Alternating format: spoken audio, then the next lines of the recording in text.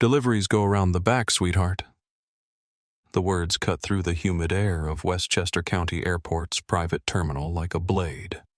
Preston Walsh didn't even look up from his iPad as he dismissed the woman standing in front of his marble reception desk. He was too busy checking his hair in the reflection of his screen, making sure every gel-plastered strand was still perfectly in place. Dr. Maya Rodriguez paused mid-step, raindrops still clinging to her charcoal cashmere hoodie.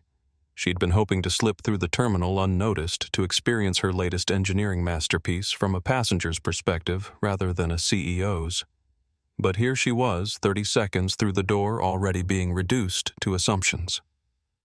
She pulled back her hood, revealing natural hair slightly damp from the October drizzle. Her dark eyes swept the pristine lobby of the private aviation terminal.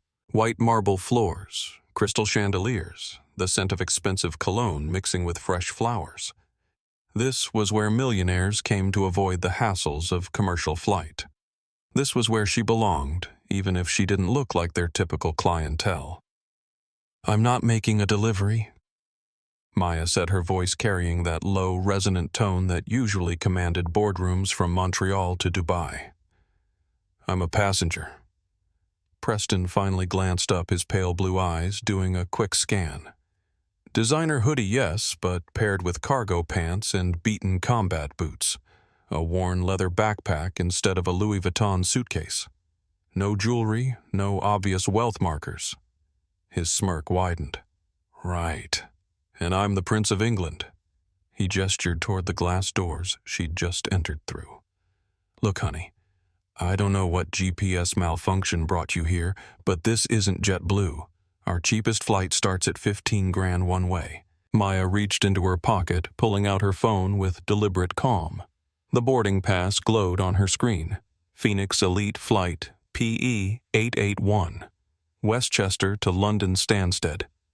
Passenger M. Rodriguez. Seat 1A, Skyloft Suite. Fare $47,000. "Seat 1A, she said, sliding the phone across the marble counter. "The Skyloft." Preston stared at the screen like it was written in hieroglyphics. The Skyloft wasn't just first class. It was the most exclusive suite on the most advanced aircraft in private aviation. Only one existed on each Phoenix Elite 850, and it cost more than most people's annual salary. He picked up his scanner, jabbing it at her phone screen like he was trying to kill a spider. The machine beeped green. Confirmed. Rodriguez M. Seat 1. A. System error. Preston muttered, but his confidence was cracking. "Has to be. Someone like you doesn't—" He caught himself before finishing the sentence, but Maya heard it anyway. "Someone like you doesn't belong here." She'd heard those words before. At 24, fresh out of MIT with a doctorate in aerospace engineering, she'd walked into a boutique hotel in Atlanta after a red-eye flight. Exhausted, dressed in sweatpants with a confirmed reservation. The man at the desk had looked her up and down and said the exact same thing. "Someone like you doesn't stay here." She'd slept in her rental car that night. The next morning, she'd started drafting the business plan that would eventually become Rodriguez Aerospace, now one of the largest aircraft manufacturers in the world. The same company that had built the Phoenix Elite 850 waiting on the tarmac outside rain, beating off its composite skin like mercury. "The scanner doesn't lie," Maya said simply. "Neither do credit cards." Preston's hands trembled slightly as he processed her documentation. Behind him, a wall-mounted screen displayed the Phoenix Elite's specifications, range 7,500 nautical miles, max speed Mach 0.925. Passenger capacity 16 in luxury configuration. What it didn't mention was that every rivet, every wire, every line of code had been approved by the woman standing in his lobby. "There must be some explanation," Preston said, his voice rising. "Maybe you found the phone, or someone's playing a prank, or—" The glass doors burst open behind Maya, cutting off his stammering. A whirlwind of white fur and sharp perfume swept into the lobby, followed by an entourage of assistants carrying designer luggage. Isabella Cross had arrived. Even soaked from the rain, Isabella looked like she'd stepped off a magazine cover. Platinum blonde hair cascaded over her shoulders in perfect waves. Her white cashmere coat was open just enough to reveal a silk dress that probably cost more than most people's cars, cut to showcase her figure without looking obvious about it. Diamond earrings caught the chandelier light as she moved, and her heels clicked against the marble with the confidence of someone who'd never been told she didn't belong anywhere. Preston. Darling. Isabella's voice carried the slight breathlessness of someone used to being the center of attention. I'm so sorry I'm late. The traffic on the Merritt was absolutely brutal. Preston's transformation was immediate. The suspicious glare melted into an obsequious smile. He practically vaulted over the desk. Miss Cross. What an absolute pleasure. Welcome back to Elite Aviation. Isabella pulled off her designer sunglasses, revealing ice blue eyes that immediately locked onto Maya. Her perfect smile flickered for just a moment. Oh, she said as if noticing something unpleasant on her shoe. Is there some sort of situation here? Following close behind Isabella was Carmen Valdez, her personal assistant. Carmen was 28, sharp-suited with intelligent dark eyes that seemed to take in everything. She carried Isabella's appointment book, her backup phone, and a look of perpetual mild anxiety that came from managing someone whose world revolved entirely around herself. No situation at all, Preston said quickly. Just a small mix-up with the... He gestured vaguely at Maya. The paying customer Maya finished for him. Isabella's laugh was like wind chimes in a hurricane. Oh, how delightful. You have such a sense of humor. She turned to Preston, dismissing Maya entirely. I assume the skyloft is prepared. I specifically requested the temperature be set to exactly 71 degrees. And the champagne should be Dom Perignon, not that dreadful Cristal they served last time. About that, Preston said, his voice dropping to an uncomfortable whisper. There seems to be a technical issue with the booking system. Maya watched the conversation unfold with the detached interest of a scientist observing a reaction. She could see exactly where this was heading. Preston was about to choose sides based on appearance, not facts. It was human nature, really. Choose the person who looked like they belonged over the person who actually did. What sort of technical issue? Isabella's voice sharpened. Preston glanced at Maya, then back at Isabella. She saw him make the calculation. Wealthy white woman in designer clothes versus black woman in a hoodie. The math in his mind was simple. Someone's managed to hack our system, he said. Generated a fake boarding pass for the skyloft. Obviously fraudulent, but the computers are reading it as valid. Isabella's eyes widened with theatrical concern. A security breach. How terrifying. Carmen, are you recording this? This needs to be reported immediately. Carmen shifted uncomfortably, her eyes flicking between Isabella and Maya. Ma'am, if the system confirmed the pass. The system was compromised, Isabella snapped, then softening her voice as she turned back to Preston. Of course I completely understand. These things happen. Security is paramount. But surely you can override the error manually. Maya felt that familiar heat rising in her chest. Not anger, she'd learned long ago that anger was a luxury she couldn't afford in rooms full of people looking for reasons to dismiss her. This was something colder. The precision of an engineer identifying a critical failure point. There's no error, Maya said quietly. There's no fraud. There's just prejudice. Preston's face flushed red. Now, listen here. No. Maya interrupted, her voice still calm but carrying an edge that made both Preston and Isabella pause. "You listen. I have a valid ticket. I have valid identification. Your system has confirmed both. The only thing invalid here is your assumption that I don't belong." She pulled out her phone again, but this time she didn't show them the boarding pass. She opened a different app, one with a simple black screen and a single button marked Emergency Protocol. "I'm going to give you one chance to do your job correctly," Maya said.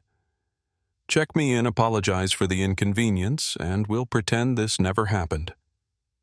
Isabella stepped closer, her perfume creating a cloud of expensive floral notes. "Excuse me, but who exactly do you think you are?"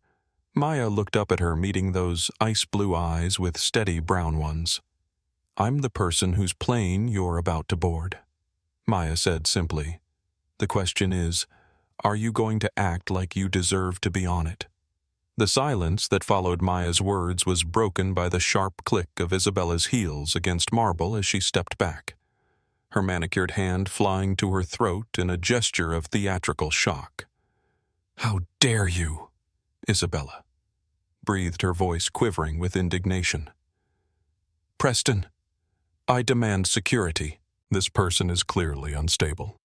Preston was already reaching for his desk phone, his earlier uncertainty replaced by righteous determination. In his mind, the situation had clarified itself. A well-dressed white woman was being threatened by a black woman in casual clothes. The optics were simple, even if the facts weren't. "Security to the main lobby immediately," he spoke into the receiver. "We have a potential fraud situation and possible threatening behavior." Maya didn't move. She didn't raise her voice. She simply stood there, radiating the kind of calm that came from knowing exactly what was about to happen next. Behind Isabella, Carmen was frantically typing on her phone, but Maya noticed her eyes kept darting up with an expression that looked less like fear and more like recognition. "Ma'am," Carmen said quietly to Isabella. "Perhaps we should..." "Should what?" Isabella snapped, rounding on her assistant. "Allow criminals to intimidate us? I don't think so." She turned back to Maya, her voice rising. "I don't know what kind of scam you're running, but it won't work. I am Isabella Cross. My family has been flying privately since before commercial aviation existed. I know fraud when I see it." Two security guards emerged from a side corridor, both wearing identical navy blazers with Elite Aviation security patches. The older one, Gary, was in his 50s, with the tired expression of someone who'd broken up more arguments between entitled passengers than he cared to count. His younger partner, Kevin, looked eager to prove himself. "What seems to be the problem?" Gary asked, his tone professionally neutral. "This woman," Isabella pointed dramatically at Maya, "is attempting to board using fraudulent documentation. She's also made threatening statements." Gary looked at Maya, taking in her calm posture and relaxed expression. "Ma'am, can I see your boarding pass and ID?" Maya handed over both items without a word. Gary examined them carefully, then walked to Preston's desk and ran them through the scanner himself. "Green light, valid pass. The documents appear legitimate," Gary said slowly. "Impossible," Preston interjected. "The system's been hacked. Look at her." He gestured at Maya's clothing. "Does she look like someone who can afford a $47,000 flight?" Kevin stepped forward, his hand moving instinctively toward the zip-tie restraints on his belt. "Sometimes these fraudsters are pretty sophisticated. They can make fake IDs that fool the scanners." Maya finally spoke, her voice cutting through the noise with surgical precision. "Call Phoenix Aviation." Everyone stopped talking. "Call Phoenix Aviation," Maya repeated. "Ask to speak to David Kim, Vice President of Operations. Tell him you have a passenger verification issue for Monsieur Rodriguez on flight PE881. Gary frowned. "Why would I need to call Phoenix Aviation?" "Because," Maya said, pulling out a different card from her wallet, not a credit card, but a simple black metal rectangle with silver embossing. They might be interested to know that one of their aircraft manufacturers is being denied boarding based on racial profiling. Isabella laughed, but there was a nervous edge to it now. Aircraft manufacturer. Oh, please. What's next? Are you going to claim you're a pilot too? Carmen, who had been quietly typing on her phone throughout the entire confrontation, suddenly went very still. She looked at her screen, then at Maya, then back at her screen. Isabella Carmen said quietly, urgently, "Not now, Carmen." "Isabella." Carmen's voice was sharper this time. "Look at this." She turned her phone screen toward Isabella.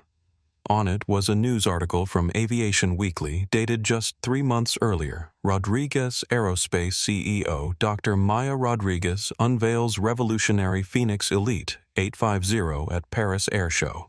The photo showed Maya in a sharp business suit standing next to the sleek white aircraft currently parked on the tarmac outside. Isabella's face went through several color changes as she processed the image. Preston looked over her shoulder, his mouth opening and closing like a fish. That can't be," Preston stammered. Maya smiled for the first time since entering the building. It wasn't a pleasant smile. "David Kim's number is 514-555-127, she said. "Extension 2400. Tell him Maya Rodriguez is being detained at Westchester by security because staff don't believe she can afford to fly on her own aircraft." Gary was already pulling out his phone. Kevin looked confused, glancing between the news photo and Maya as if trying to solve a puzzle. Isabella had gone completely silent, which Maya suspected was the first time that had happened in years. "Dr. Rodriguez." Gary said carefully, "I apologize, but I need to verify." "Of course you do," Maya said. "It's your job. Take your time." Gary dialed the number. It rang twice before a crisp voice answered, "Phoenix Aviation Operations. David Kim speaking." "Mr. Kim, this is Gary Morrison, Elite Aviation Security at Westchester. I have a passenger verification question regarding flight PE-881. Maya could hear David's voice through the phone, though she couldn't make out the words. Gary's expression changed as he listened. "Yes, sir. M. Rodriguez for the Skyloft. I see. Yes, she's here. No, sir, there's been some confusion about. What? The owner of... I understand, sir. Right away." Gary ended the call and looked at Maya with what could only be described as horror. "Dr. Rodriguez," he said formally, "on behalf of Elite Aviation, I sincerely apologize. Mr. Kim has confirmed your identity and has asked me to personally escort you to your aircraft. He's also requested that I obtain the names of all staff members who were involved in this misunderstanding." Preston had gone pale. Isabella was staring at her phone screen like it might change if she looked at it hard enough. "The names," Gary repeated, looking at Preston. "For the incident report." There was no incident," Preston said quickly. "Just a routine security check. Standard procedure." Maya finally moved, stepping closer to Preston's desk.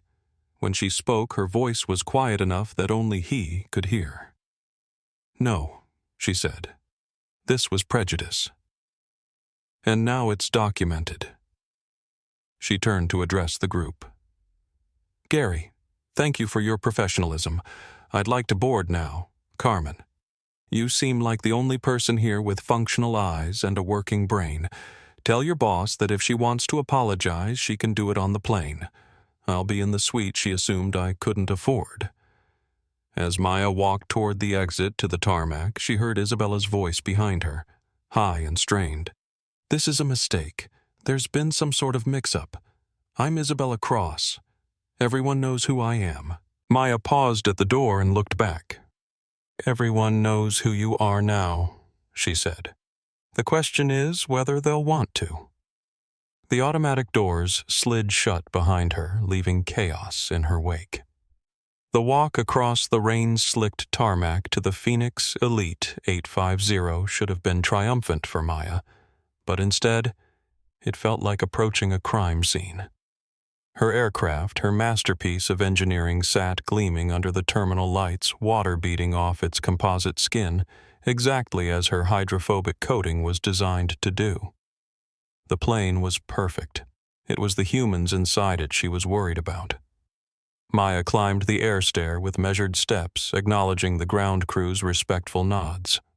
They knew her as the owner's representative, though none suspected the owner herself was boarding. At the aircraft's entrance, she paused to run her fingers along the doorframe, checking the seal alignment. Even in crisis, the engineer in her never rested. The moment she stepped into the cabin, she was struck by the success of her acoustic design. The exterior noise vanished, replaced by the subtle hum of perfectly calibrated air systems. The lighting automatically adjusted to her presence, shifting from bright daylight simulation to a warmer, more relaxing tone. Every surface she'd specified, the brushed titanium accents, the sustainable teak wood panels, the hand-stitched Italian leather reflected 5 years of obsessive attention to detail. The skyloft occupied the aircraft's forward section, separated from the main cabin by a sliding partition of smart glass that could shift from transparent to opaque at the touch of a button. Maya had designed it as the ultimate sanctuary, a private bedroom with a queen-sized bed, a separate living area with a curved sofa, and an ensuite bathroom with a rainfall shower. The walls featured integrated displays showing flight information, while hidden speakers provided immersive audio without disturbing neighboring suites. She was hanging her jacket in the suite's closet when heavy footsteps announced someone's arrival. "Excuse me." Maya turned to find a man filling the suite's entrance. Marcus Webb was 52 years old and looked like he'd been carved from granite, tall, broad-shouldered, with steel gray hair trimmed to military precision. His uniform was immaculate, every crease razor-sharp, every button polished to mirror brightness. The name tag on his chest read, M. Webb, Purser, but his bearing suggested someone accustomed to command. "This suite is reserved," Marcus said without preamble. His voice carried the clipped authority of his Army background, back when he'd been Staff Sergeant Webb before transitioning to civilian aviation. "There's been a mistake." Maya sat down on the suite's sofa, crossing her legs casually. "No mistake. This is my seat." Marcus's pale blue eyes narrowed as they took inventory. The worn combat boots, the casual clothing, the backpack that had seen better days. In his 28 years of military and civilian service, he'd developed what he considered an excellent ability to assess people quickly. This woman, in his judgment, was out of place. "Ma'am, the Skyloft is a premium suite. It costs $47,000 one way. I need to see your boarding pass and identification." Maya held up her phone, displaying the boarding pass clearly. Marcus pulled a handheld scanner from his belt and pointed it at the screen. The device beeped green, showing confirmed. Rodriguez M. Seat 1A. Marcus stared at the scanner like it had personally betrayed him. He tried again. Same result. "System error," he muttered, echoing Preston from the terminal. "Has to be. Someone like you doesn't—" He caught himself, but the implication hung in the air. "Someone like me doesn't." "What?" Maya asked softly. Before Marcus could answer, another voice cut through the tension. "Marcus, darling, what's taking so long?" Isabella Cross appeared behind Marcus, having traded her rain-soaked coat for a silk blouse that probably cost more than most people's monthly rent. Her makeup had been perfectly refreshed, and she carried a crystal champagne flute filled with Dom Perignon. "Oh," Isabella said, noticing Maya. "She's still here. I thought security was handling this situation." Marcus straightened, sensing an opportunity to align himself with obvious wealth and status. "Miss Cross, I apologize for the delay. I'm resolving this immediately." "Good," Isabella purred, stepping into the suite uninvited. "Because I specifically requested this accommodation. My meditation requires absolute privacy, and frankly, the vibrations in here feel all wrong." She gestured vaguely at Maya. "Very negative energy." Maya observed the interaction with the detached fascination of an anthropologist studying primitive behavior. Here were two people so convinced of their own superiority that they couldn't conceive of being wrong even when faced with clear evidence. "Ma'am," Marcus said to Maya, his tone shifting to what he probably considered diplomatic. "I'm going to need you to relocate. We have alternative seating available in the main cabin." "Where exactly?" Maya asked. Marcus consulted his tablet. "Seat 14F. It's a perfectly comfortable business-class seat." Near the bathroom, Maya noted reading the aircraft layout over his shoulder. "The lavatory proximity isn't—" "It's right next to the bathroom." Maya interrupted. "You want to move a paying customer from the suite she purchased to the worst seat on the plane because someone else wants her spot." Isabella's laugh tinkled like breaking glass. "Oh, please, let's not pretend this is about money. We all know what this is really about." She took another sip of champagne. "Some people simply don't understand their place in the world." The temperature in the suite seemed to drop several degrees. When Maya spoke, her voice was quiet, controlled, but there was steel underneath. "My place in the world," she repeated. "I see. And where exactly do you think my place is?" Isabella waved her champagne flute airily. "I'm sure you're a perfectly nice person in your own environment. But this level of service, this caliber of aircraft, it requires a certain understanding, a certain breeding, if you will." Marcus nodded sagely, as if Isabella had just shared profound wisdom. "Miss Cross makes an excellent point. The Skyloft isn't just about payment, it's about maintaining the proper atmosphere for our distinguished clientele." Maya stood up slowly. At 5'8", she was nearly as tall as Marcus, and something in her posture made both him and Isabella take an unconscious step back. "Breeding," Maya said thoughtfully. "That's an interesting word choice." She moved to the suite's integrated display panel and began tapping the screen. "Since we're talking about breeding and understanding, let me show you something." The display lit up with technical specifications, structural load calculations, avionics, schematics, materials, composition charts. Data that would be meaningless to most passengers but represented thousands of hours of Maya's personal work. "This aircraft has a maximum takeoff weight of 91,000 pounds, Maya said conversationally. "The cabin pressure is maintained at 6,000 feet equivalent altitude through a system I spent 3 years perfecting. The composite fuselage can withstand turbulence loads of up to 3.5 G-forces without structural stress." Marcus and Isabella stared at the display, confused. "The question is," Maya continued, "do either of you have the breeding to understand what those numbers mean? I don't see what aircraft specifications have to do with." Isabella began. Everything. Maya cut her off. "Because this aircraft exists because someone understood those numbers. Someone designed every system you see. Someone made sure the champagne you're drinking doesn't spill when we hit turbulence, that the air you're breathing is perfectly filtered, that the seat you want to sit in can be converted into a fully flat bed at the touch of a button." She turned to face them directly. "The question isn't whether I understand my place in the world. The question is whether you understand yours." Marcus's military training kicked in. When facing an enemy who seemed more formidable than expected, the solution was to escalate force. "Ma'am, I'm going to ask you one more time to relocate voluntarily. If you refuse, I'll have no choice but to contact airport security and have you removed from this aircraft." Maya smiled. It was not a pleasant smile. "Go ahead," she said. "Call them." As Marcus reached for his radio, another voice interrupted from the suite's entrance. "Is everything all right here?" Sofia Martinez stood in the doorway, her dark eyes taking in the tense scene.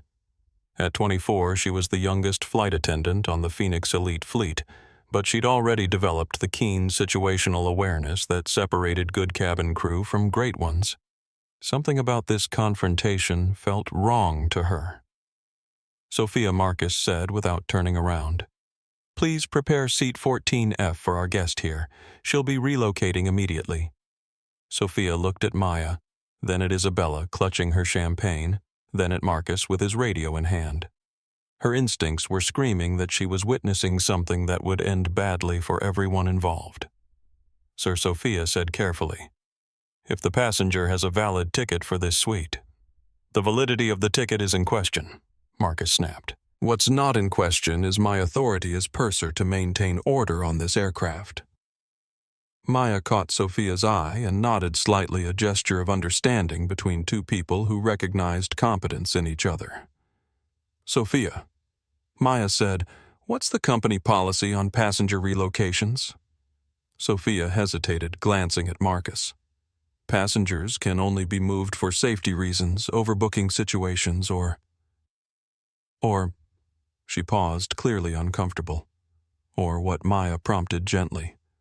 Or disruptive behavior. Sophia finished quietly. Have I been disruptive? Sophia looked around the suite. Maya was sitting calmly speaking in measured tones while Isabella and Marcus were the ones raising their voices and making demands. No, ma'am, Sophia said. You haven't. Marcus's face darkened. Sophia, return to your station. I'll handle this. As Sophia reluctantly withdrew, Maya made a decision. She pulled out her phone and opened her secure communications app, the same one that connected her directly to Phoenix Aviation's operations center. One last chance, she said to Marcus and Isabella. Walk away now and we'll chalk this up to a misunderstanding. Isabella laughed. A misunderstanding. The only misunderstanding here is your belief that you belong in civilized company. Maya's finger hovered over the emergency contact button. Wrong answer, she said, and pressed send. In Montreal at Phoenix Aviation's 24-hour operations center, a priority alert flashed red on David Kim's screen. The message was short.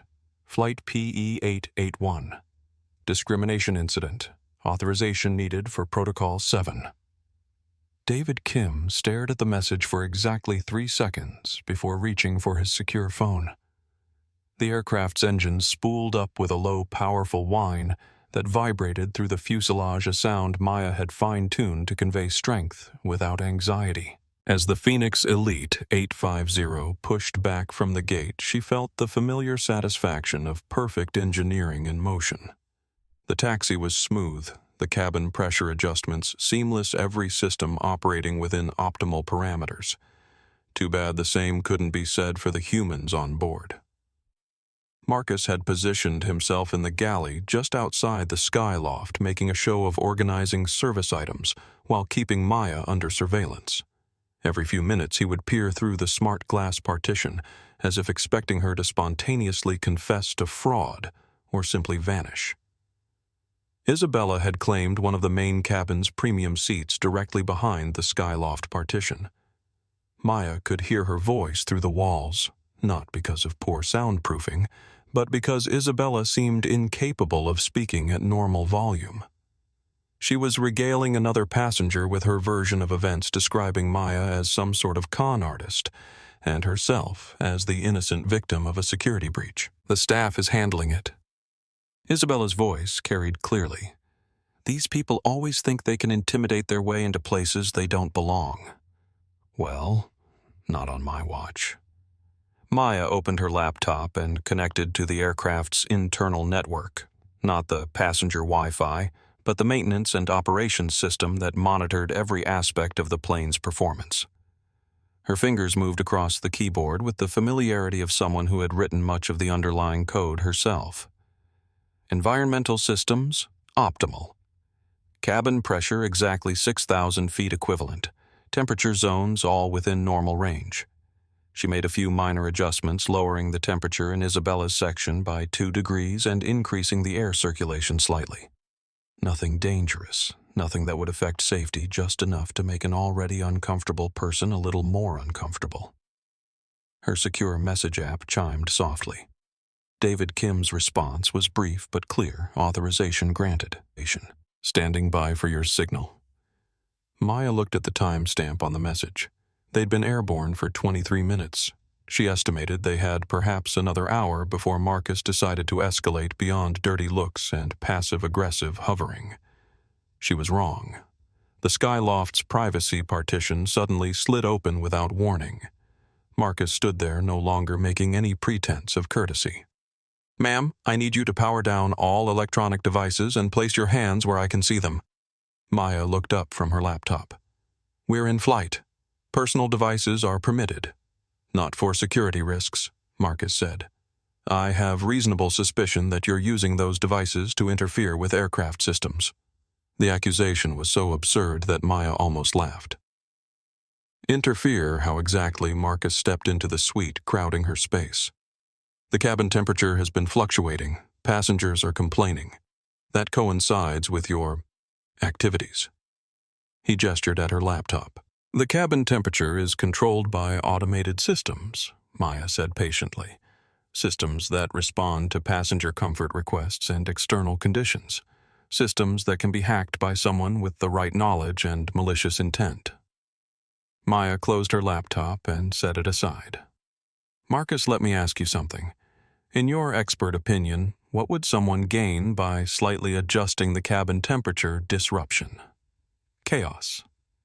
Making legitimate passengers uncomfortable so they complain about the service."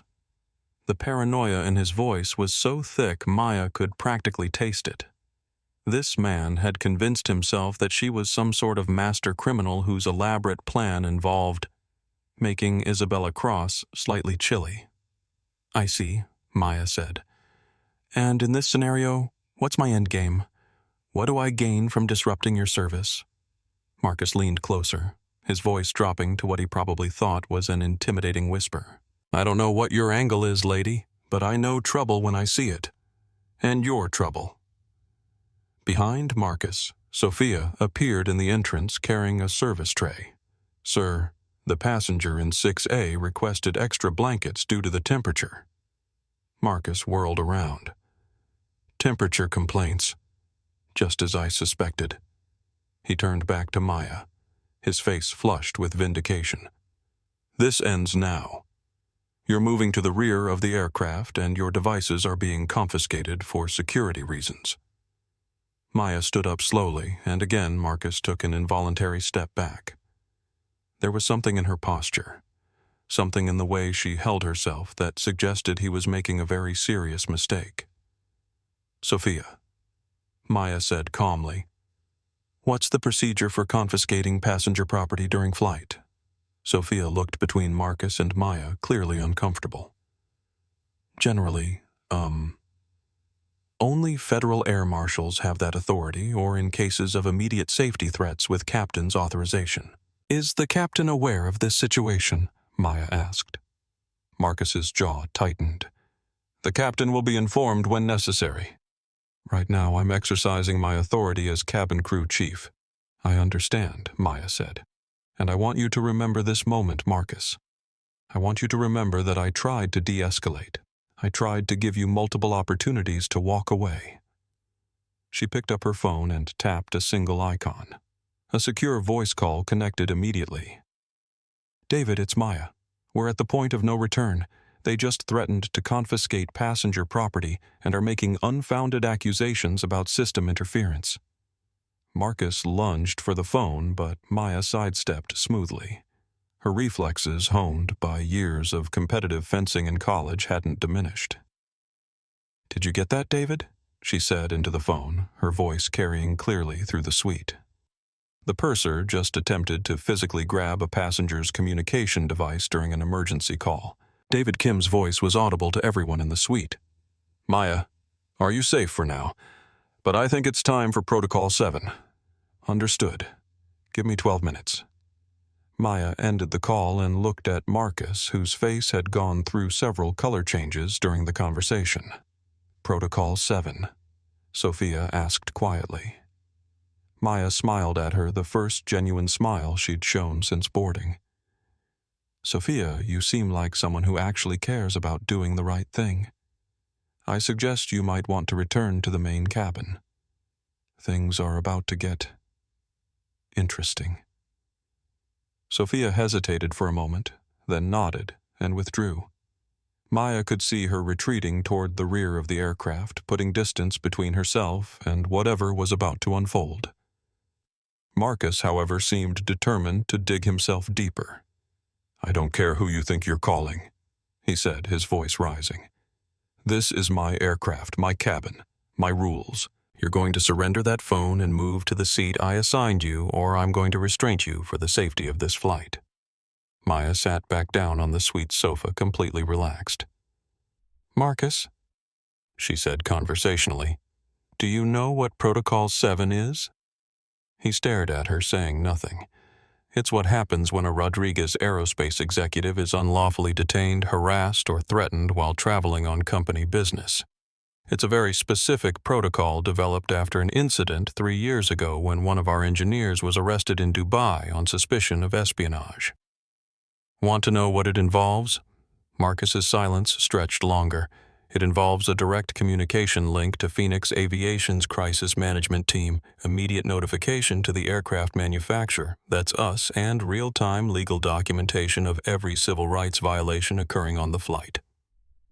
Maya leaned forward slightly. It also involves a very interesting conversation between our legal team and whoever owns the operating certificate for this flight. From the main cabin came the sound of Isabella's voice, now with a sharp edge of complaint. "The temperature in here is ridiculous. And why is the air circulation so strong? This is completely unacceptable." Maya glanced at her laptop. She hadn't touched the environmental controls since her initial minor adjustment, but the aircraft's automated systems were responding to passenger comfort requests and external conditions. Isabella's seat was directly over one of the aircraft's main air conditioning units. As the outside temperature changed with altitude, the system was making continuous micro-adjustments. The result was a perfectly normal variation in airflow and temperature, exactly what any aircraft would experience. But to Isabella, convinced that she was the victim of some elaborate conspiracy, every slight change in comfort felt like a personal attack. Marcus, Maya said gently, "You have about 11 minutes to decide how you want this story to end. You can walk away. We can pretend this never happened, and everyone continues their flight in peace. Or what?"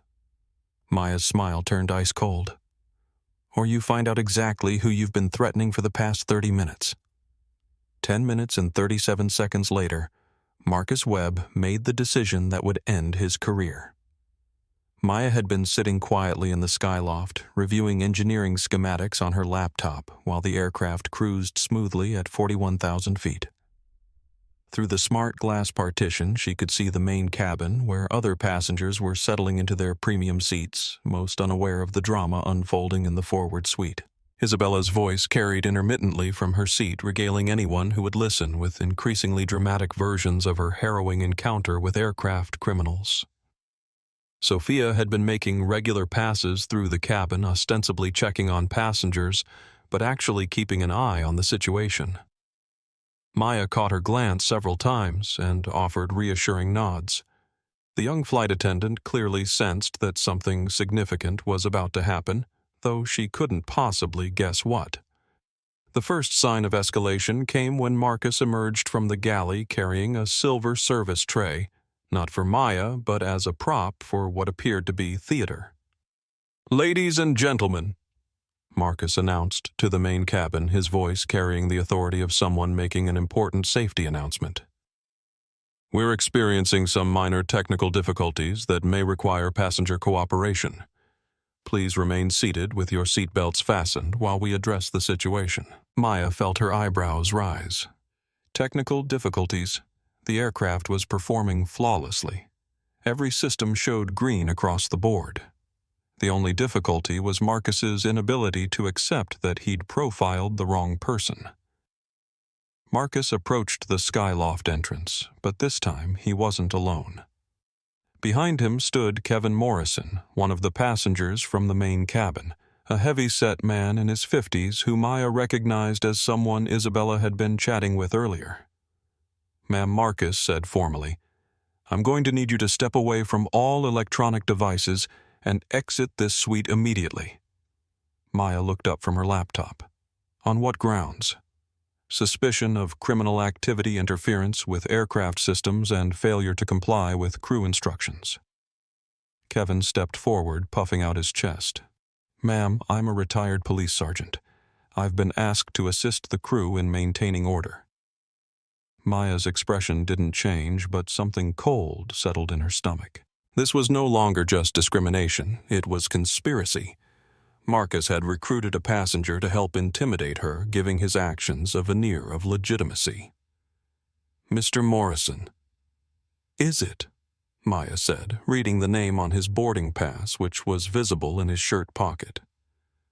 "Are you aware that interfering with a flight crew's duties is a federal crime?"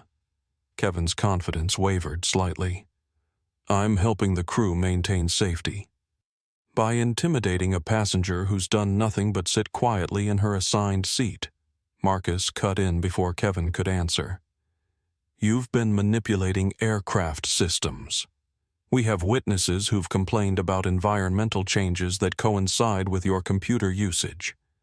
"Show me the evidence," Maya said calmly. Marcus gestured toward the main cabin. "Miss Cross has documented multiple irregularities." As if summoned by her name, Isabella appeared behind the two men. She'd clearly been drinking steadily. Her cheeks were flushed and she swayed slightly as she moved. "There she is," Isabella slurred slightly, pointing at Maya. "The system hacker. Marcus. I told you she was up to something suspicious." Maya stood up and all three took an involuntary step back. There was something in her presence that suggested they were dealing with someone far more formidable than they'd assumed. Isabella Maya said conversationally, "How exactly does one document irregularities in cabin temperature?" Isabella fumbled with her phone. "I took pictures, videos, evidence of the temperature fluctuations." "Temperature fluctuations," Maya repeated. "On an aircraft flying at 500 miles per hour through air that's minus 60 degrees Fahrenheit. You documented temperature fluctuations." The absurdity of it hung in the air, but Marcus was too committed to his narrative to back down. "Regardless of the method," Marcus said, "you're disrupting this flight and making passengers uncomfortable. I'm ordering you to move to seat 14F immediately." Maya picked up her phone. "I'm going to make one more call, to the captain, to inform him that his cabin crew is harassing a passenger based on racial profiling." Marcus's hand shot out and grabbed her wrist. The moment his fingers made contact with her skin, the entire dynamic in the cabin shifted. Maya went completely still, looking down at Marcus's hand with an expression that made everyone in the suite suddenly very uncomfortable. "Remove your hand," Maya said quietly. Marcus's grip tightened. "No more phone calls, no more delays. You're moving. Now." Maya looked directly into his eyes. "You just committed assault on a federal aircraft. That's a felony." Kevin stepped forward, emboldened by Marcus's action. "Lady, you're being dramatic. He's just trying to maintain order." Isabella giggled, the sound sharp and ugly.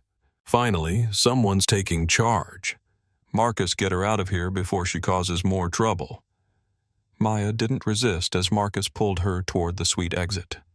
She allowed herself to be manhandled, knowing that every second was being documented by the aircraft's security cameras, that every action would be evidence of the systematic mistreatment she was enduring. But when Marcus shoved her toward the main cabin, Maya stopped moving. Sophia, she called out to the young flight attendant who was watching the scene with growing horror. "Are you recording this?" Sophia held up her phone, her hands shaking slightly. "Yes, ma'am." Marcus spun around. "Sophia, put that away immediately." "Keep recording," Maya said calmly. "Document everything." Marcus grabbed for Sophia's phone, but she stepped back quickly. "Sir, passengers have the right to record." "Not when it interferes with crew duties," Marcus snapped.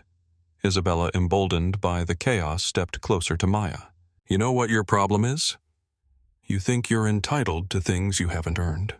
this suite, this service, this respect. It's not for people like you. People like me, Maya repeated. You know exactly what I mean. Maya smiled, and for the first time since boarding, it reached her eyes. Yes, she said. I do know exactly what you mean.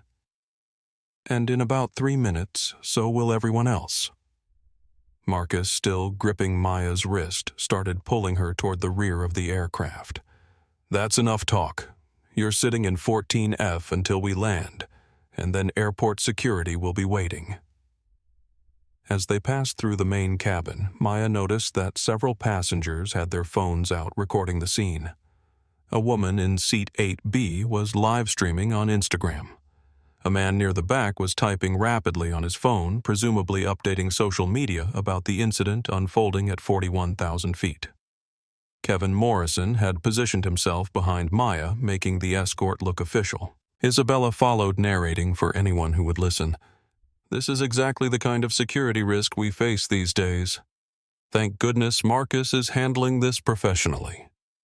They reached seat 14F, located directly across from the aft lavatory. The smell of chemical disinfectant was strong, and the constant noise from the galley and bathroom would make the remaining hours of flight deeply unpleasant. Sit, Marcus commanded, finally releasing Maya's wrist. Maya rubbed her wrist where red marks were already forming, then looked around at the assembled group. Marcus flushed with authority. Kevin proud of his law enforcement assistance. Isabella clutching her phone like a trophy, and Sophia hanging back with obvious distress. Is this really how you want this story to end? Maya asked. Marcus's radio crackled to life. Cabin crew, please prepare for priority satellite communication. All passengers and crew stand by for important announcement. Everyone froze. Maya checked her watch. Right on time. The captain's voice came through the cabin speakers with unusual formality. Ladies and gentlemen, we're about to receive a priority communication from our operations center. Please give this your full attention. Marcus looked confused. Priority communications were rare, usually reserved for emergencies or significant operational changes. He glanced at Maya, who was now sitting calmly in the bathroom-adjacent seat he'd forced her into, and felt the first flutter of genuine uncertainty. What's this about Kevin Morrison? Asked, still playing his role as helpful retired police officer. Maya didn't answer. She was looking at her phone where a text message had just arrived from David Kim, CEO, is patched through. Full recording active. Legal standing by. You have complete authorization.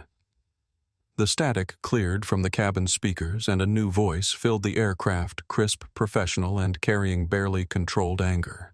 Attention passengers and crew of Phoenix Elite Flight PE-881.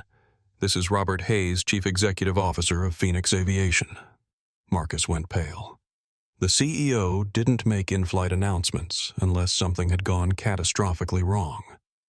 I'm speaking to you directly because I have just been briefed on a situation occurring aboard this aircraft that threatens not only our company's reputation, but the basic principles of human dignity that our industry was founded upon. Isabella, who had been basking in what she perceived as her victory, suddenly looked less certain. CEO announcements about human dignity violations were not typically good news for anyone involved. We have been made aware that Dr. Maya Rodriguez, a passenger traveling in our Skyloft suite, has been subjected to harassment, racial profiling, and physical assault by crew members and passengers acting with crew approval. The words Dr. Maya Rodriguez hit the cabin like a lightning strike. Sophia gasped audibly. Several passengers turned to stare at Maya, their phones already out and recording. Marcus looked like he'd been struck by a truck. For those unfamiliar with Dr. Rodriguez, the CEO's voice continued. She is the founder and chief executive officer of Rodriguez Aerospace, the company that designed and manufactured the aircraft you are currently traveling in. Isabella's champagne flute slipped from her fingers, shattering on the cabin floor. Let me be absolutely clear. Hayes continued, his voice rising. Dr. Rodriguez didn't just purchase a ticket on this flight. She owns the aircraft. She designed every system you're relying on for your safety. The engines, the navigation, the cabin pressure that's keeping you alive at 41,000 feet. All of it exists because of her engineering expertise. Marcus was staring at Maya with an expression of absolute horror, the reality of his situation crashing over him like an avalanche. "Doctor," Rodriguez Hayes said, his tone shifting to one of profound respect on behalf of Phoenix Aviation. "And every employee in our organization, I offer my deepest, most sincere apology. What has happened today is not just a violation of our service standards, it's a betrayal of everything we claim to represent." Maya stood up from her seat, brushing off her clothes with careful dignity. Marcus Webb. The CEO's voice cut through the stunned silence like a blade. "You are hereby terminated from Phoenix Aviation effective immediately. Your conduct today has been recorded, documented, and reported to federal aviation authorities. You will be escorted off this aircraft by security upon landing." Marcus opened his mouth to speak, but no sound came out. "Mr. Kevin Morrison, passenger in seat 12. Hayes continued. "You are permanently banned from all Phoenix Aviation flights. Your interference with crew duties and intimidation of passengers will be reported to appropriate authorities." Kevin looked around desperately, as if searching for someone who might save him from the consequences of his actions. Miss Isabella Cross, the CEO's voice took on a tone of particular disdain. "Your behavior today has been documented by multiple witnesses and recorded devices. You are banned from Phoenix Aviation flights, and we will be pursuing legal action for defamation and discrimination. Your actions have been forwarded to the Federal Aviation Administration for review." Isabella finally found her voice, though it came out as a strangled whisper. "This is impossible. There's been some mistake." Maya walked slowly back toward the front of the aircraft, and the assembled passengers parted before her like a curtain. Marcus pressed himself against the galley wall, unable to meet her eyes. Dr. Rodriguez Hayes said through the speakers, "Your suite is waiting for you. The crew has been instructed to provide any assistance you require. Once again, please accept our profound apologies for this inexcusable treatment."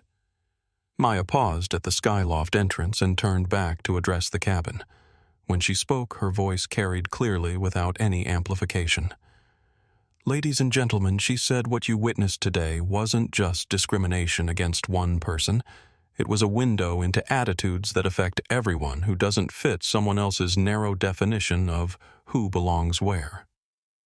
She looked directly at Sophia, who was standing near the galley with tears in her eyes. "Sophia Martinez. Maya said you showed courage and integrity today. When this flight lands, I'd like to speak with you about opportunities with Rodriguez Aerospace. We need people who understand that doing the right thing matters more than following the wrong orders."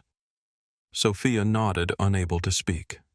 Maya then turned her attention to Marcus, who looked like he wanted to disappear into the aircraft's walls. "Marcus," she said quietly, "you had multiple opportunities to choose differently. You chose to see a hoodie instead of a boarding pass. You chose to believe assumptions over evidence. Those choices have consequences." Finally, she looked at Isabella, who was sitting in her seat, looking smaller and more brittle than when she'd first swept into the terminal. "Isabella," Maya said, "you said people like me don't understand our place in the world. You were wrong. I understand my place perfectly. The question is, do you understand yours?" With that, Maya walked into the skyloft and activated the smart glass privacy screen, disappearing from view. The cabin remained silent for a long moment, broken only by the steady hum of engines that everyone now knew had been designed by the woman they'd just watched being humiliated and assaulted. Sophia was the first to move, approaching the skyloft with a service tray. "Dr. Rodriguez," she called softly, "may I bring you anything? Perhaps some champagne or the dinner service you should have received earlier." Maya's voice came through the smart glass, warm with genuine appreciation. "Sophia, that would be lovely. And please call me Maya." As Sophia prepared Maya's meal service, she could hear Isabella on the phone behind her, frantically calling what sounded like lawyers and publicists. Her voice rising with each conversation as she realized that no one could undo what had just happened. Marcus remained pressed against the galley wall, staring at the floor, the weight of his terminated career settling around him like lead. And in the skyloft, Maya Rodriguez Aerospace engineer, business owner, and the woman who had built the aircraft carrying them all safely through the sky finally had the peace and quiet she'd paid for. Inside the skyloft, Maya settled into the suite's ergonomic workstation and opened her laptop. The smart glass partition provided privacy, while still allowing her to monitor the main cabin's atmosphere through the aircraft's internal cameras, a security feature she'd insisted on during the design phase. She could see Sophia moving through the cabin with professional grace, serving passengers while carefully avoiding eye contact with Marcus, who remained slumped in the galley area. Isabella had moved to a seat closer to the back, presumably to avoid the stares and whispered conversations of other passengers who were clearly discussing what they'd just witnessed. Maya opened a secure connection to Rodriguez Aerospace's legal department. Within seconds, her screen filled with the concerned face of Jennifer Walsh, the company's chief legal counsel. Jennifer said immediately, "David briefed me on the situation." "Are you injured? Do you need medical attention when you land?" Maya held up her wrist where Marcus's grip had left distinct red marks. "Minor bruising from the assault, nothing serious, but it's documented." Jennifer was typing rapidly on her end. "I've already initiated federal complaint procedures with the FAA Department of Transportation and FBI. The assault charge alone carries serious penalties, but combined with the civil rights violations..." She paused. "Maya, this could result in criminal charges. What about Phoenix Aviation's response, CEO?" Hayes handled it perfectly. Full accountability, immediate consequences, no attempt to minimize or deflect. That probably saved his company from a more severe legal action. Maya nodded, then pulled up another application on her laptop, the aircraft's comprehensive monitoring system. "Jennifer, I'm going to send you something interesting." Maya's fingers flew across the keyboard, accessing data logs that tracked every environmental adjustment made during the flight. "Marcus accused me of hacking the cabin systems to make passengers uncomfortable." The data told a different story. Temperature variations had occurred exactly as programmed, responding to external conditions and passenger comfort requests through perfectly normal automated systems. The only manual adjustment Maya had made was a 2-degree reduction in Isabella's section, well within normal operational parameters, and identical to adjustments passengers made using their individual climate controls dozens of times per flight. So his accusation was completely baseless, Jennifer noted. Worse than baseless. It was projection. He was so convinced that I was somehow lesser that he assumed any normal aircraft operation must be sabotage. Maya switched to another screen showing the flight's communication logs. Every interaction between the aircraft and ground control, every data transmission, every automated status report was recorded and time-stamped. "Jennifer, and I want you to see this." Maya highlighted a series of entries. "Look at the pattern of ground communications during the incident." Jennifer studied the data. Multiple calls to Phoenix operations queries about passenger verification requests for management intervention. Maya, they were trying to verify your identity the entire time. The system was giving them every opportunity to realize their mistake, and they ignored it all because it didn't match their preconceptions. Maya heard a soft chime from the suite's intercom. Sophia's voice came through clearly. "Dr. Rodriguez, I have your dinner service ready whenever you'd like it. Come in, Sophia." The smart glass partition slid open and Sophia entered carrying an elegantly arranged meal on fine china. Her movements were careful, respectful, but Maya could see the lingering stress in her posture. "Sophia," Maya said gently, "please sit down for a moment." Sophia hesitated. I should return to my duties. Your duties right now are whatever I say they are. Maya smiled. And I'm saying sit. Talk to me. Sophia perched on the edge of the suite sofa, clearly nervous but trying to maintain her professional composure. I want to apologize, Sophia said quietly. I should have done more to stop what was happening. I knew it was wrong, but I was afraid of losing my job if I contradicted Marcus. Maya studied the young woman's face. Sophia, how long have you been working for Phoenix Aviation? 18 months. This is my first job out of hospitality school, and in those 18 months have you seen other incidents like this? Sophia's silence was telling. Not exactly like this, she finally said. But, yes, passengers being treated differently based on how they look or how they're dressed or how they speak. Marcus has very definite ideas about who belongs in premium cabins. Maya leaned forward. Has anyone ever reported these incidents? Some passengers have complained, but Marcus usually finds ways to explain them away. System errors, security procedures, operational necessities. Sophia looked uncomfortable. The company generally backs the crew's judgment. Maya made notes on her laptop. Sophia, I'm going to ask you to do something that might feel uncomfortable, but it's important. I want you to document everything you can remember about previous incidents. Dates, passenger descriptions, Marcus's specific actions and statements. Can you do that? Sophia nodded slowly. You're building a case against him. I'm building a case for change, Maya corrected. This isn't about punishing one person. It's about fixing a broken culture. Jennifer Walsh's voice came through Maya's laptop speakers. Maya, I'm monitoring this conversation with Sophia's permission. Sophia, what Dr. Rodriguez is asking you to do could be very helpful, but you should know that you're protected by federal whistleblower laws. Phoenix Aviation cannot retaliate against you for reporting discrimination. Sophia looked surprised to realize the lawyer was listening.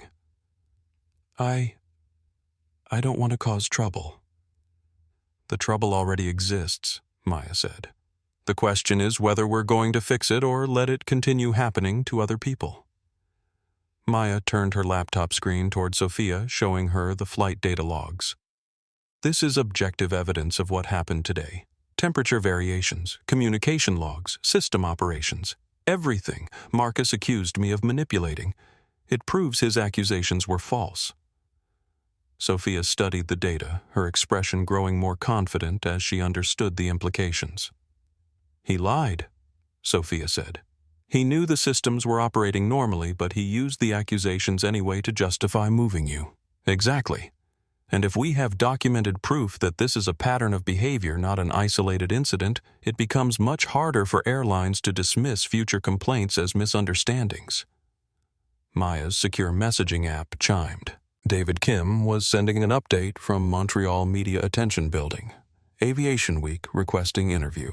Stock price up 3% on ethical leadership story. Legal cleared for full transparency. Maya showed the message to Sophia. This story is going to get attention whether we want it to or not. The question is, do we use that attention to create positive change, or do we let it become just another viral video that everyone forgets about? Next week? Sophia was quiet for a long moment, then she straightened her shoulders with visible resolve. I'll document everything I can remember, she said, and I'll help you create change. Maya smiled, the first genuinely happy expression she'd shown since boarding the aircraft. Sophia, how would you like to learn about aircraft systems design?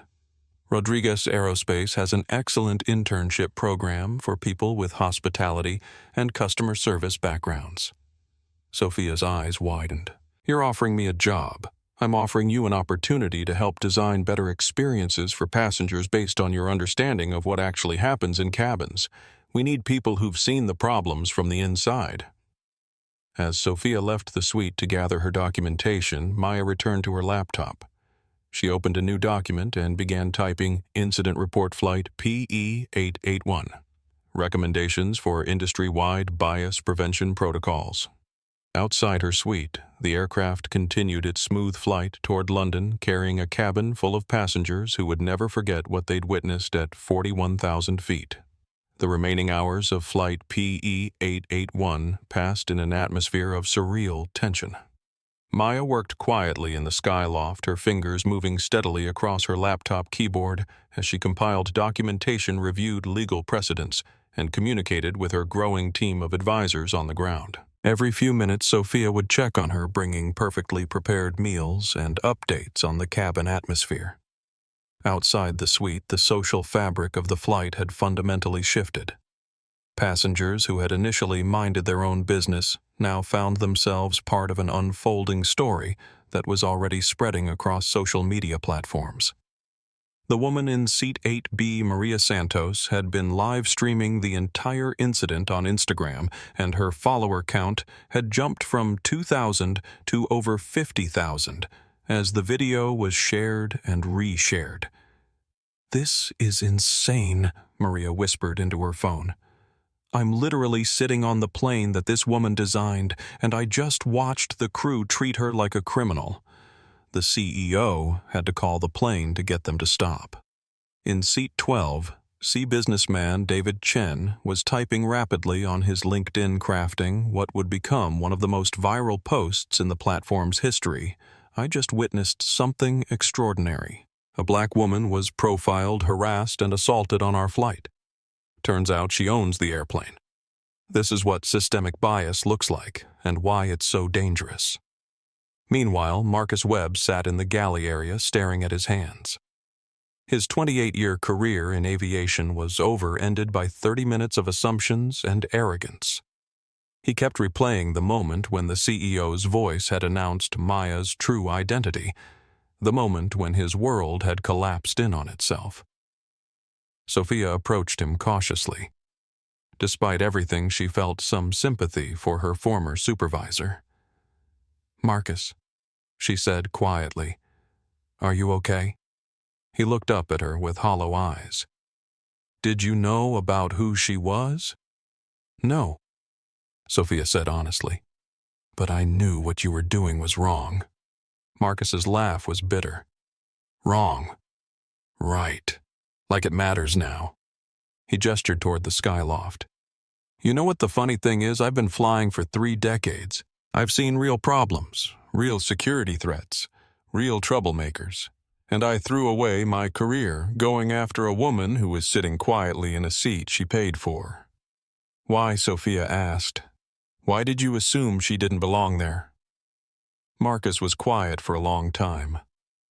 When he finally spoke, his voice was barely audible. "Because I've seen 1,000 people like her working in airports, cleaning planes, serving food. And I've seen 1,000 people like Isabella Cross in first class. My brain just assumed." "That's the problem," Sophia said gently. "Our assumptions." From the rear of the aircraft came the sound of Isabella's increasingly frantic phone calls. She had been contacting lawyers, publicists, family members, anyone who might help her navigate the disaster her life had become. But every conversation seemed to make things worse. "No, Mother. You don't understand." Isabella's voice carried clearly through the cabin. "The woman I thought was some sort of con artist turns out to own the airplane. The CEO banned me from the airline. There are videos everywhere. My Instagram is flooded with negative comments. Passengers couldn't help but overhear, and Maya could see through her security monitors that people were recording Isabella's meltdown, adding to the digital documentation of the day's events." In Seat 15. A retired teacher, Margaret Williams, was furiously writing in a notebook documenting every detail she could remember. At 68, she had lived through the civil rights movement as a young woman, and what she had witnessed today felt both achingly familiar and shockingly contemporary. "Some things never change," she muttered to her husband. "The clothes get fancier, the locations get more expensive, but the prejudice looks exactly the same." Maya's secure phone buzzed with an incoming call from an unexpected source. Captain James Mitchell, the pilot of their flight. Doctor. Rodriguez Captain Mitchell's voice was formal but respectful. I wanted to personally apologize for the conduct of my crew. This should never have happened on my aircraft. Captain, thank you for taking the call. What's your assessment of the situation? Frankly, it's the worst failure of professional judgment I've seen in 30 years of flying. Marcus Webb violated every principle of customer service and civil rights. If I had been aware of what was happening sooner, Captain Maya interrupted gently. I'm not interested in assigning blame to people who weren't involved. What I'm interested in is preventing this from happening again. There was a pause. What do you need from me? Maya looked at her laptop screen where she had been drafting recommendations for industry-wide reforms.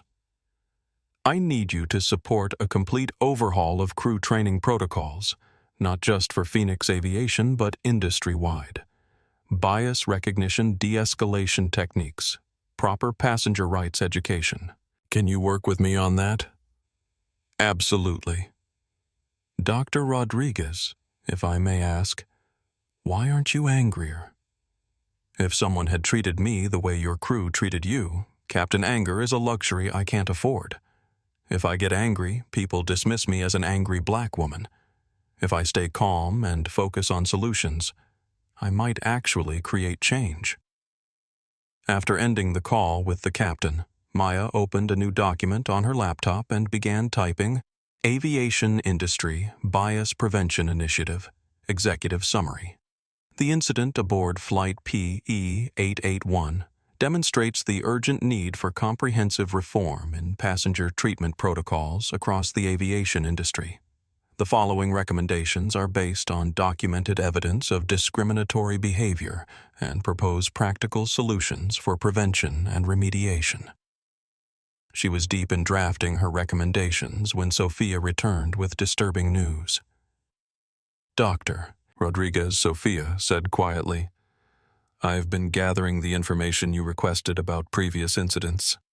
It's worse than I thought. Sophia pulled out her phone, showing Maya a series of notes she had compiled. 3 months ago, Marcus had an elderly black minister moved from business class to economy because he said the passenger looked confused about the seating arrangements. Last month, he questioned a Hispanic family about whether they could really afford their tickets. 2 weeks ago, he refused to serve a Muslim passenger alcohol and then acted surprised when the man explained he hadn't ordered any alcohol. Maya's expression grew more serious as she listened. Did any of these passengers file complaints too? The complaints were marked as resolved through crew judgment and never investigated further. Maya made notes on her laptop. This wasn't just one bad employee. It was a pattern of behavior that had been allowed to continue because no one in authority had bothered to look beyond the surface explanations. Sophia, I want you to help me with something. We're going to create a platform, a way for passengers to report discriminatory treatment in real time with immediate escalation to federal authorities. But more than that, we're going to make it impossible for airlines to bury complaints. How Maya smiled, and Sophia could see the strategic mind that had built a successful aerospace company. Transparency. Every complaint, every investigation, every resolution becomes part of a public database. Airlines can't hide patterns of discrimination if everyone can see the data.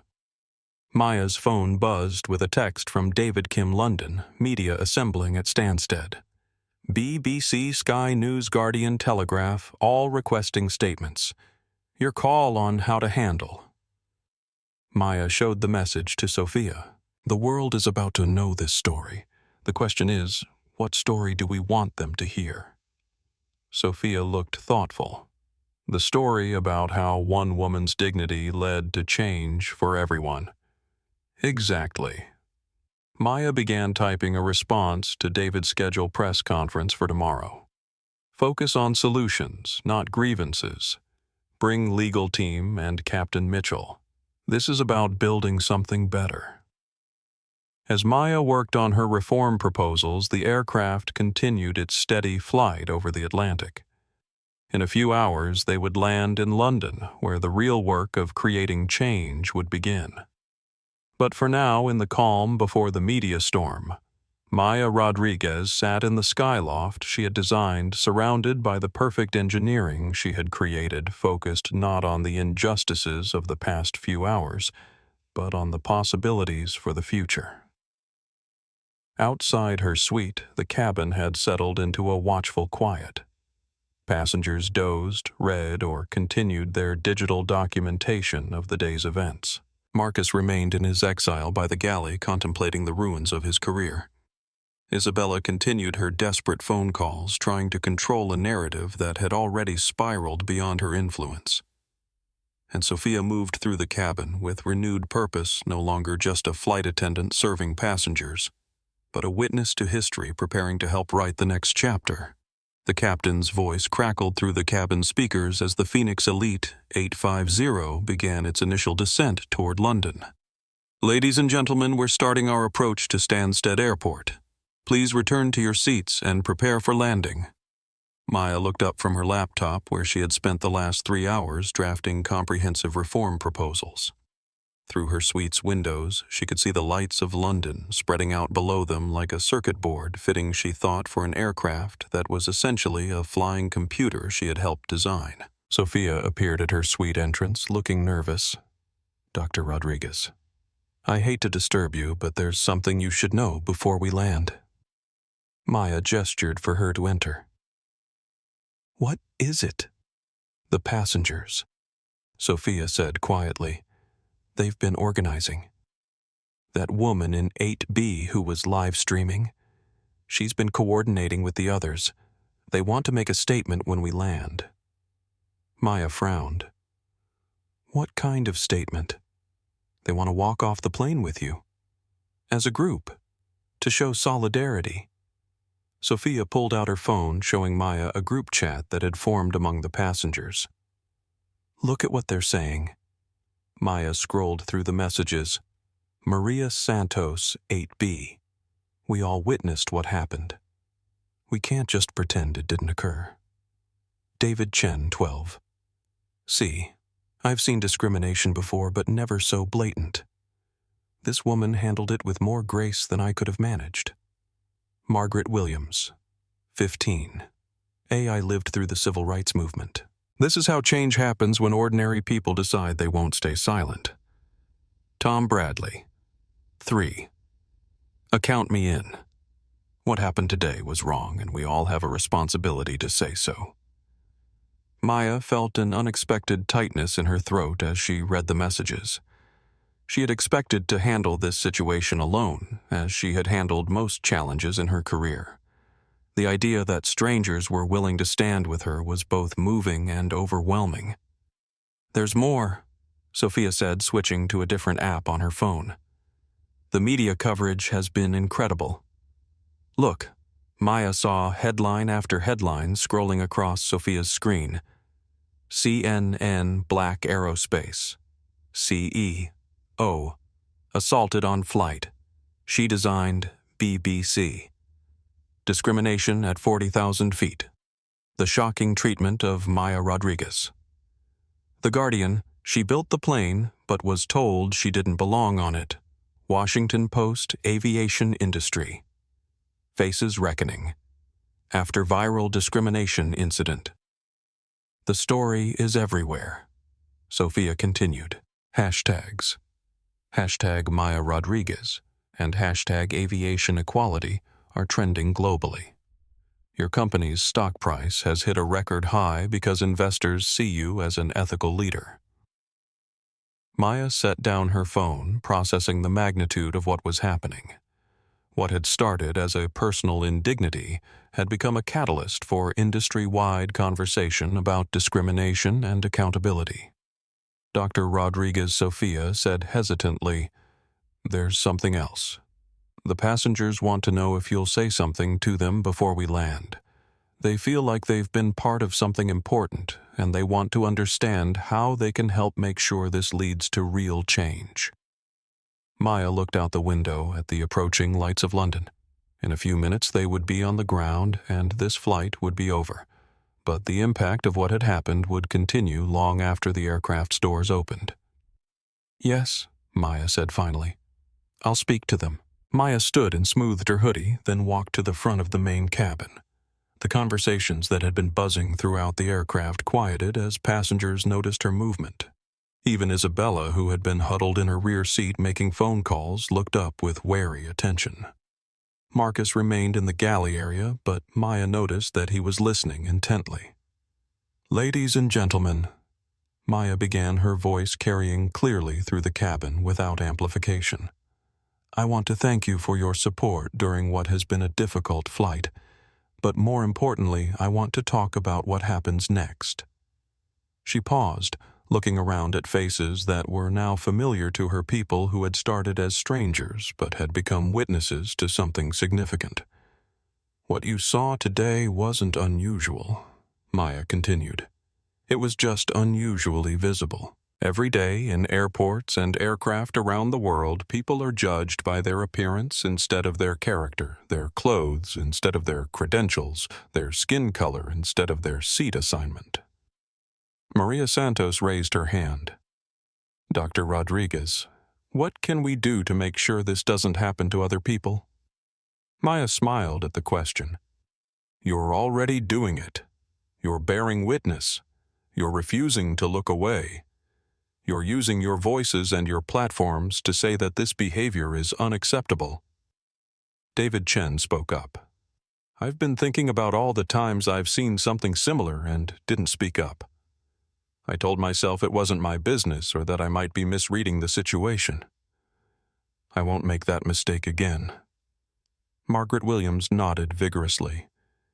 "In my generation, we called it being an upstander instead of a bystander. It's not enough to not be racist. You have to be actively anti-racist." Maya felt that familiar tightness in her throat again. These people understood something that she had sometimes felt alone in, believing that combating discrimination required active participation, not passive goodwill. "There's going to be a lot of attention on this story," Maya said. "Reporters, investigators, probably some people who will try to minimize what happened or blame me for causing trouble. What I need from all of you is simple tell the truth about what you witnessed." Tom Bradley, a businessman from Seat 3A, raised his hand. "Dr. Rodriguez, I run a small consulting firm.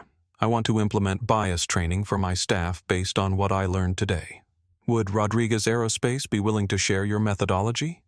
Maya looked around the cabin, seeing nods of agreement from multiple passengers. "More than willing," she said. "In fact, I'm going to make all of our training materials open source. Any company, any organization that wants to implement bias prevention protocols will have access to everything we develop." Isabella finally spoke from the back of the cabin, her voice small and uncertain. "Dr. Rodriguez, I made some terrible mistakes today. I said things that were wrong, and I acted in ways that I'm deeply ashamed of. Is there any way to make amends?" Maya looked at Isabella for a long moment. The woman who had been so confident and cruel earlier now looked fragile and genuinely remorseful.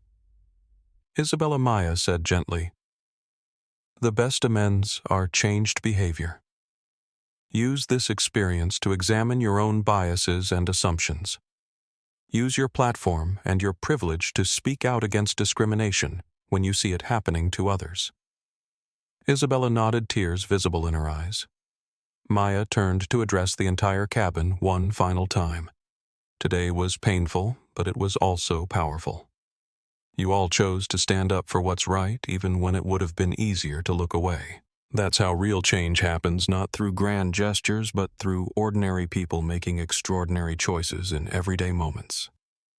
The aircraft touched down at Stansted with Maya's characteristic smoothness, a testament to the engineering excellence that had been questioned simply because of the engineer's appearance.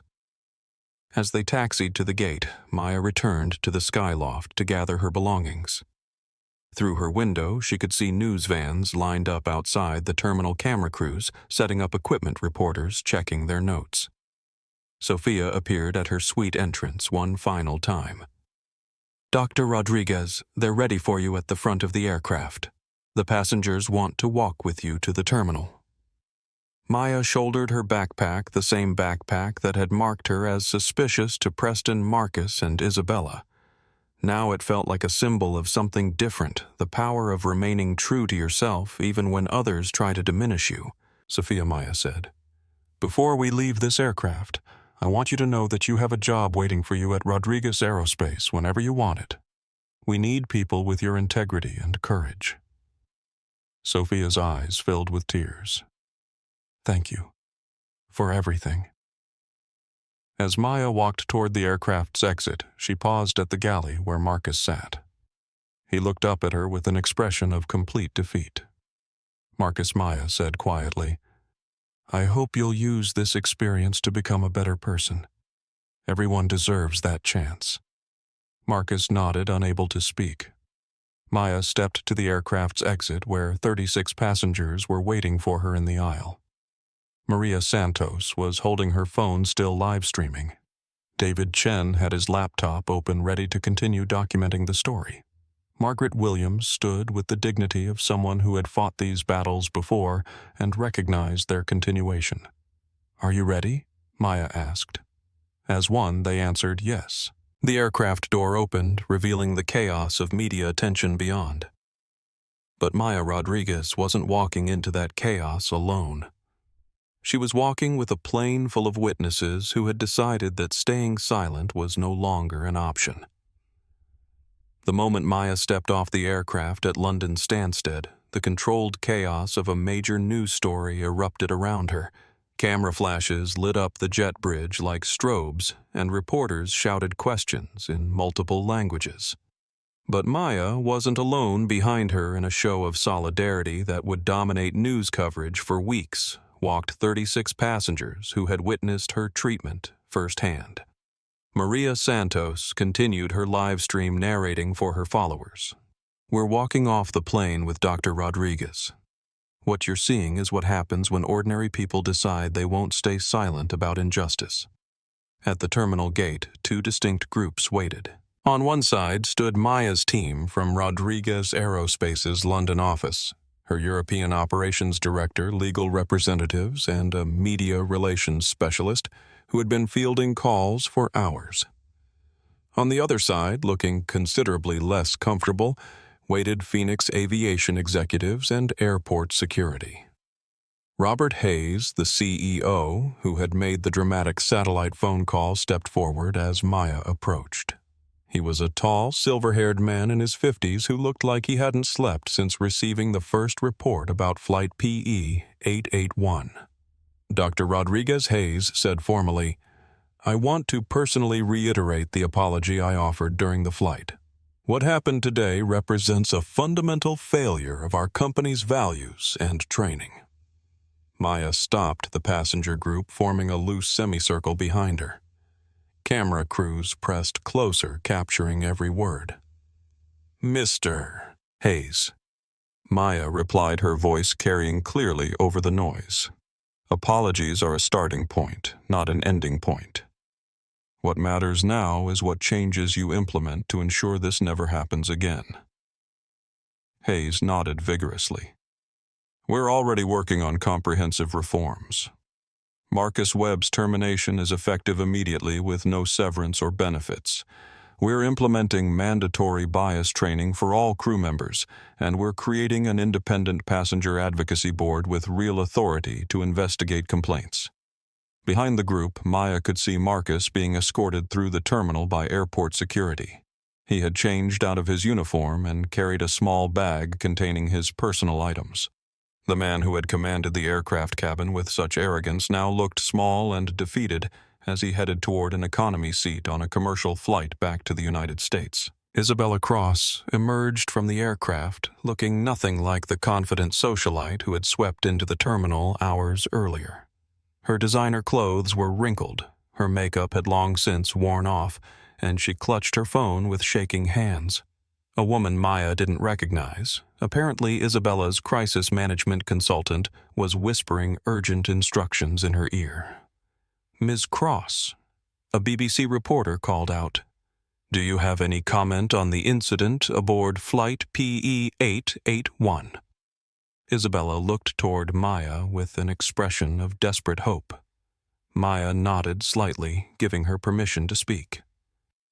"I made terrible mistakes today," Isabella said, her voice barely audible over the crowd noise. "I let my prejudices and assumptions guide my actions, and I said things that were inexcusable. Dr. Rodriguez showed extraordinary grace under pressure while I showed nothing but ignorance and cruelty." She paused, taking a shaking breath. "I'm using this as an opportunity to examine my own biases and to learn how to be better. I hope others will do the same instead of repeating my mistakes." Maya watched Isabella's statement with a mixture of surprise and cautious optimism. Genuine remorse was rare in these situations, and Isabella's admission of fault seemed authentic. The crowd of reporters pressed closer as Maya prepared to make her own statement. "Ladies and gentlemen," Maya began what happened on Flight PE. 881 wasn't just about one aircraft or one airline. It was a window into assumptions and biases that affect millions of travelers every year. She gestured toward the passengers who were still standing with her. These people could have looked away, minded their own business, and avoided getting involved in someone else's problem. Instead, they chose to bear witness and speak truth. That's how real change happens. David Chen stepped forward. "As passengers, we have a responsibility to speak up when we see discrimination. We can't leave it to the victims to fight these battles alone." Margaret Williams added, "I've lived through enough history to know that progress requires participation. What we witnessed today was wrong, but what we're doing right now, standing together, refusing to be silent, this is what makes things better." A reporter from The Guardian called out, "Dr. Rodriguez, what's your next step? Are you considering legal action?" Maya had been expecting this question. "Our primary focus is on creating industry-wide reforms. We're developing an open-source bias prevention platform that any airline, hotel, or service company can implement. We're also working with federal aviation authorities to establish stronger oversight of discriminatory practices." Jennifer Walsh, Maya's legal counsel, stepped forward. "While we reserve the right to pursue legal remedies, Dr. Rodriguez's priority is building systems that prevent these incidents, rather than simply punishing them after the fact." Sophia Martinez, who had changed out of her Phoenix aviation uniform, approached the group. She looked nervous but determined. "Dr. Rodriguez, Sophia said I want to make a public statement about what I witnessed as crew." Maya nodded encouragingly. Sophia turned to face the cameras. "I was part of the crew on Flight PE-881, and I saw firsthand how Dr. Rodriguez was treated. As airline employees, we're trained to provide excellent service to all passengers, but we're not always trained to recognize our own biases. What happened today was wrong, and it was preventable if we had better systems and training in place." She paused, gathering courage.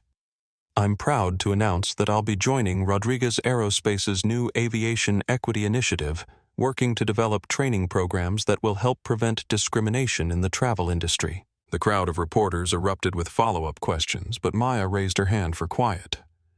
"The passengers from Flight PE-881 have created a group chat that's turned into something larger. A network of travelers committed to reporting and preventing discrimination. They're calling it the Witnesses Project. And it's already growing beyond aviation into hotels, restaurants, and other service industries." Maria Santos held up her phone, showing the explosive growth of their social media campaign. "We started the flight as strangers, but we're ending it as activists. The hashtag Witnesses Project has been shared over 2 million times in the past 6 hours." As the impromptu press conference continued, Maya noticed airport staff efficiently managing the crowd and ensuring that other passengers could navigate the terminal. The logistics of handling a major news event in an active airport required careful coordination, and she was impressed by the professionalism on display. Finally, Maya concluded her statement, Change doesn't happen overnight, but it starts with moments like this when people decide that the status quo isn't acceptable and commit to being part of the solution. Thank you all for your attention, and more importantly, for your action. As the crowd began to disperse, Maya found herself surrounded by the passengers from PE 881. They had started the flight as strangers, but they were ending it as part of something larger, a movement that would extend far beyond a single aircraft or airline. "This isn't ending here," Tom Bradley said, shaking Maya's hand. "We're going to stay in touch, keep pushing for change, and make sure this story leads to real reform." Maya smiled, feeling something she hadn't expected when she'd boarded the flight in her simple hoodie and backpack, hoped that this painful experience might actually create something better for everyone who came after. 3 months after flight PE 881 landed at Stansted, the ripple effects of that 30-minute confrontation had transformed multiple industries. Maya Rodriguez stood in the conference room of Rodriguez Aerospace's headquarters in Montreal, looking at a wall-mounted display showing real-time data from the aviation equity platform, the system she had promised to build during those tense hours in the Skyloft. "The numbers are remarkable," said David Kim, her VP of Operations, reviewing the quarterly report. 47 airlines worldwide have implemented the bias prevention protocols. Discrimination complaints are down 62% across participating carriers, and passenger satisfaction scores have improved across all demographics. The platform worked through a combination of real-time monitoring and immediate escalation procedures. Passengers could report incidents directly through a mobile app, triggering automatic review processes that couldn't be buried or dismissed by local management. Every complaint was tracked publicly, creating transparency that had fundamentally changed how airlines handled passenger treatment issues. Maya nodded, but her attention was focused on another screen showing news coverage from around the world. The story of Flight PE 881 had become a case study in business schools, law schools, and civil rights organizations. More importantly, it had inspired similar accountability systems in hotels, restaurants, retail stores, and other service industries. "Any word from Sophia's first week in the field?" Maya asked. David pulled up another report. "She's in Chicago this week working with United Airlines on their crew training protocols. The feedback has been exceptional. Apparently having someone who's been in the cabin who's seen these incidents firsthand gives her credibility that external consultants can't match." Sophia Martinez had indeed joined Rodriguez Aerospace's Aviation Equity Initiative, but her role had evolved far beyond what anyone had initially envisioned. Her first-hand experience with discriminatory practices, combined with her natural empathy and communication skills, had made her one of the most sought-after consultants in the industry. Airlines specifically requested her for their most sensitive training sessions, because crew members trusted someone who had walked in their shoes. Maya's assistant knocked on the conference room door. "Dr. Rodriguez, your 3 p.m. appointment is here." Maya smiled. "Send her in." Isabella Cross entered the room looking dramatically different from the entitled socialite who had boarded Flight PE 881. Her platinum hair was pulled back in a simple ponytail, she wore a modest business suit instead of designer clothes, and she carried herself with a humility that seemed genuine rather than performative. Isabella said, "Thank you for agreeing to meet with me." Over the past 3 months, Isabella had undergone what she called her reckoning period. After the initial media firestorm, which had included the loss of several lucrative endorsement deals and her removal from multiple charity boards, Isabella had chosen an unexpected path, genuine self-reflection and education. "I've been working with Dr. Patricia Williams at Columbia's Center for Intersectionality Studies." Isabella continued, taking a seat across from Maya, learning about implicit bias, privilege, and the impact of microaggressions. It's been humbling. Maya had been following Isabella's transformation through news reports and social media. The woman who had once dismissed people based on their clothing was now volunteering at immigrant services centers, attending bias training workshops, and using her remaining social media platform, to educate others about discrimination. "What can I do for you today, Isabella? I want to fund a scholarship program," Isabella said. "Full scholarships to aerospace engineering programs for underrepresented students. I know it doesn't undo what I said and did, but I'd like to use my resources to create opportunities for people who might face the same barriers you've faced throughout your career." Maya studied Isabella's face, looking for signs of performative charity or public relations manipulation. What she saw instead was someone who genuinely understood the weight of her previous actions and was committed to using her privilege constructively. "How much are you thinking $5 million initially with a commitment to match funding from other donors? I want to call it the Second Chance Scholarship Program because everyone deserves the chance to learn from their mistakes and do better." Maya was quiet for a moment, then pulled up a document on her tablet.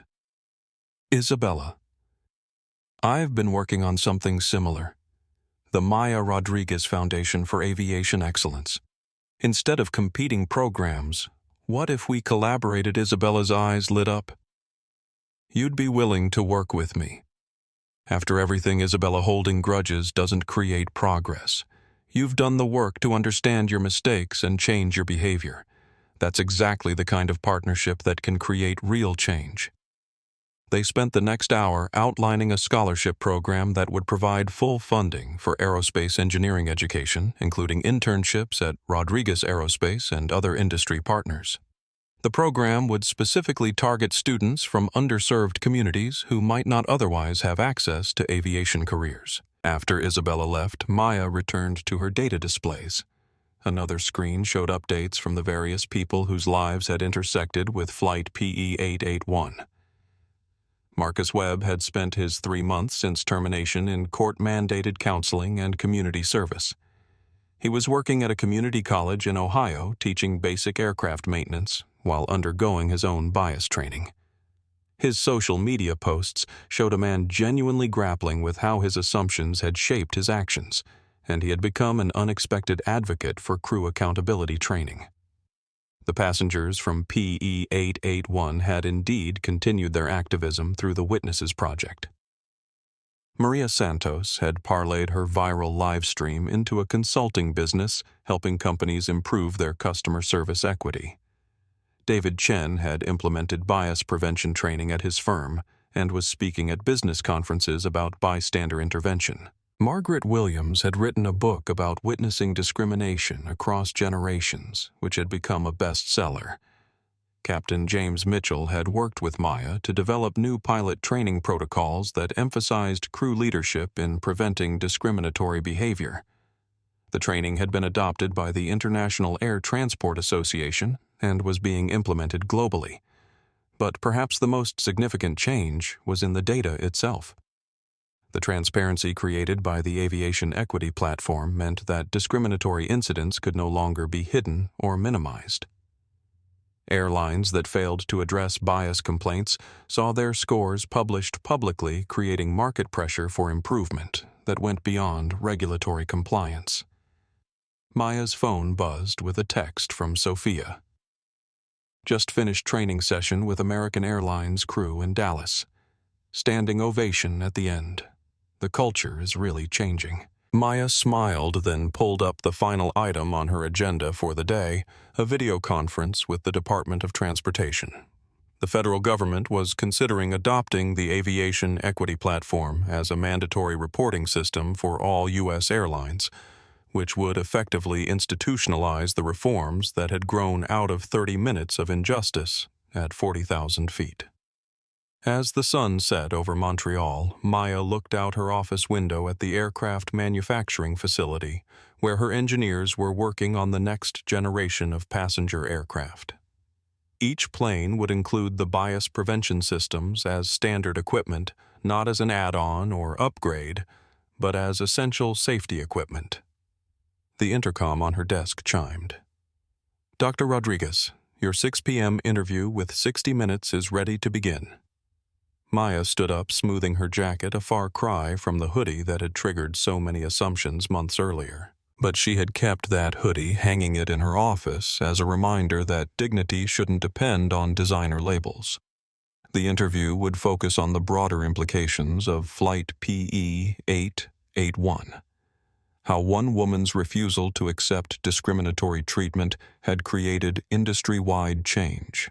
How a plane full of witnesses had become activists, and how transparency and accountability could transform corporate culture.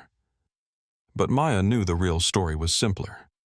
Sometimes progress comes not from grand gestures, but from ordinary people deciding that injustice, even small acts of everyday discrimination, simply wouldn't be tolerated anymore. The aircraft she had designed continued to fly passengers around the world safely and efficiently. Now they were also flying them more equitably, a legacy that would outlast any individual flight or passenger. 6 months after Flight PE 881. Maya Rodriguez stood before the United Nations International Civil Aviation Organization in Montreal, addressing delegates from 193 countries about the global adoption of aviation equity standards. The incident that began on one aircraft has now influenced policy in 68 countries, Maya told the assembly. But the real success isn't measured in policies, it's measured in dignity, restored one passenger at a time. Behind her, a large screen displayed statistics that would have seemed impossible just months earlier. Discrimination complaints in participating airlines had dropped by 74%. Customer satisfaction scores across all demographic groups had reached historic highs. Most significantly, bias incident reports had increased by 340%. Not because discrimination was getting worse, but because robust reporting systems finally made it safe for passengers to speak up. The aviation equity platform had evolved far beyond Maya's initial concept. What started as a simple reporting app had become a comprehensive accountability ecosystem. Real-time monitoring flagged unusual patterns in passenger treatment. Artificial intelligence analyzed complaint language to identify implicit bias in service interactions. Most importantly, every incident was tracked publicly, making it impossible for airlines to bury problems or minimize patterns of discrimination. Sofia Martinez, now Director of Crew Relations for the Aviation Equity Initiative, addressed the Assembly about implementation challenges. The resistance we initially faced from some airlines wasn't about technology. It was about transparency, Sofia explained. Some companies were comfortable with discrimination as long as it remained invisible. Our platform made the invisible visible, and that forced change. Sofia had become the face of crew accountability training across the industry. Her background as a flight attendant who had witnessed discrimination firsthand gave her unique credibility when training cabin crews. Airlines discovered that peer-to-peer education was far more effective than top-down mandates. When I talk to crew members, Sofia continued, I don't lecture them about bias. I tell them about watching a brilliant woman get dragged to the back of her own aircraft because we made assumptions based on her hoodie. That story changes people. The data supported Sofia's approach.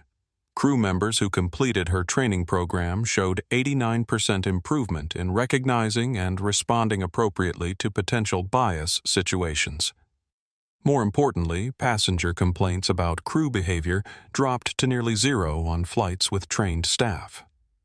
In the audience, Maya spotted Isabella Cross, who had become an unexpected but powerful advocate for aviation equity. Isabella's transformation from entitled socialite to bias prevention educator had captured public attention precisely because it seemed so unlikely. Isabella had used her remaining social media platform to document her own education about privilege and discrimination. Her Instagram account, once filled with luxury lifestyle content, now featured posts about implicit bias training, interviews with discrimination survivors, and frank discussions about the responsibility that comes with wealth and influence. The hardest part Isabella had written in a viral post wasn't admitting I was wrong. It was understanding how my assumptions had hurt people for years without me even noticing. Maya Rodriguez taught me that ignorance isn't innocence. It's a choice. Isabella's Second Chance Scholarship Program, now merged with Maya's foundation, had already funded 127 students from underrepresented communities to pursue aerospace careers. The first cohort was beginning internships at Rodriguez Aerospace and other industry partners, bringing diverse perspectives to engineering teams that had historically lacked diversity. The federal response had been swift and comprehensive. The Department of Transportation had adopted the Aviation Equity Platform as mandatory reporting infrastructure for all U.S. airlines. The Federal Aviation Administration had updated its crew training requirements to include bias recognition and intervention protocols. Most significantly, discrimination complaints were now handled by an independent oversight board rather than airlines themselves. The old system let airlines police themselves, explained Secretary of Transportation Jennifer Martinez in her remarks to the UN Assembly. The new system recognizes that civil rights compliance requires independent oversight and public accountability, but the changes extended far beyond aviation. The Witnesses Project, started by the passengers from Flight PE 881, had expanded into hotels, restaurants, retail stores, and other service industries. The basic principle remained the same. Discriminatory treatment thrived in darkness, but couldn't survive transparency. Maria Santos, whose live stream had first brought global attention to Maya's treatment, now ran a consulting firm helping companies implement witness-based accountability systems. Her clients included major hotel chains, restaurant groups, and retail corporations, who had realized that bias prevention was both morally right and economically smart. Discrimination is expensive, Maria explained to corporate clients. It drives away customers, creates legal liability, and damages brand reputation. Our systems help companies identify and correct bias before it becomes a crisis. The economic impact was measurable. Companies that implemented bias prevention protocols saw customer satisfaction increase by an average of 23%. Employee retention improved by 31%, particularly among staff from underrepresented groups who no longer felt isolated or unsupported. Most surprisingly, customer spending increased by an average of 18%, as people felt more comfortable and welcome in these establishments. Margaret Williams, the retired teacher who had recognized the historical echoes of discrimination, had written a book about her experience that became required reading in civil rights courses across the country. Witnesses at 40,000 feet, How Ordinary People Create Extraordinary Change, combined personal narrative with historical analysis, showing how the Flight PE 881 incident fit into broader patterns of progress and resistance. Every generation faces the choice between being bystanders or upstanders, Margaret had written. What I witnessed on that flight was a room full of people choosing to stand up, and that choice rippled out far beyond any of us could have imagined. David Chen had implemented bias prevention training at his consulting firm and discovered that the benefits extended far beyond client services. Employee collaboration improved when team members felt confident addressing unconscious bias. Client relationships deepened when customers felt genuinely valued rather than merely tolerated. His company's revenue had increased by 42% as word spread about their inclusive approach to business. Perhaps most remarkably, Marcus Webb had become an advocate for crew accountability training. After completing his court-mandated counseling and community service, Marcus had sought out Maya to ask how he could contribute to preventing others from making his mistakes. I threw away a 28-year career in 30 minutes of prejudice, Marcus wrote in a widely shared essay about his experience. But Dr. Rodriguez showed me that accountability doesn't have to mean the end of opportunity. It can mean the beginning of understanding.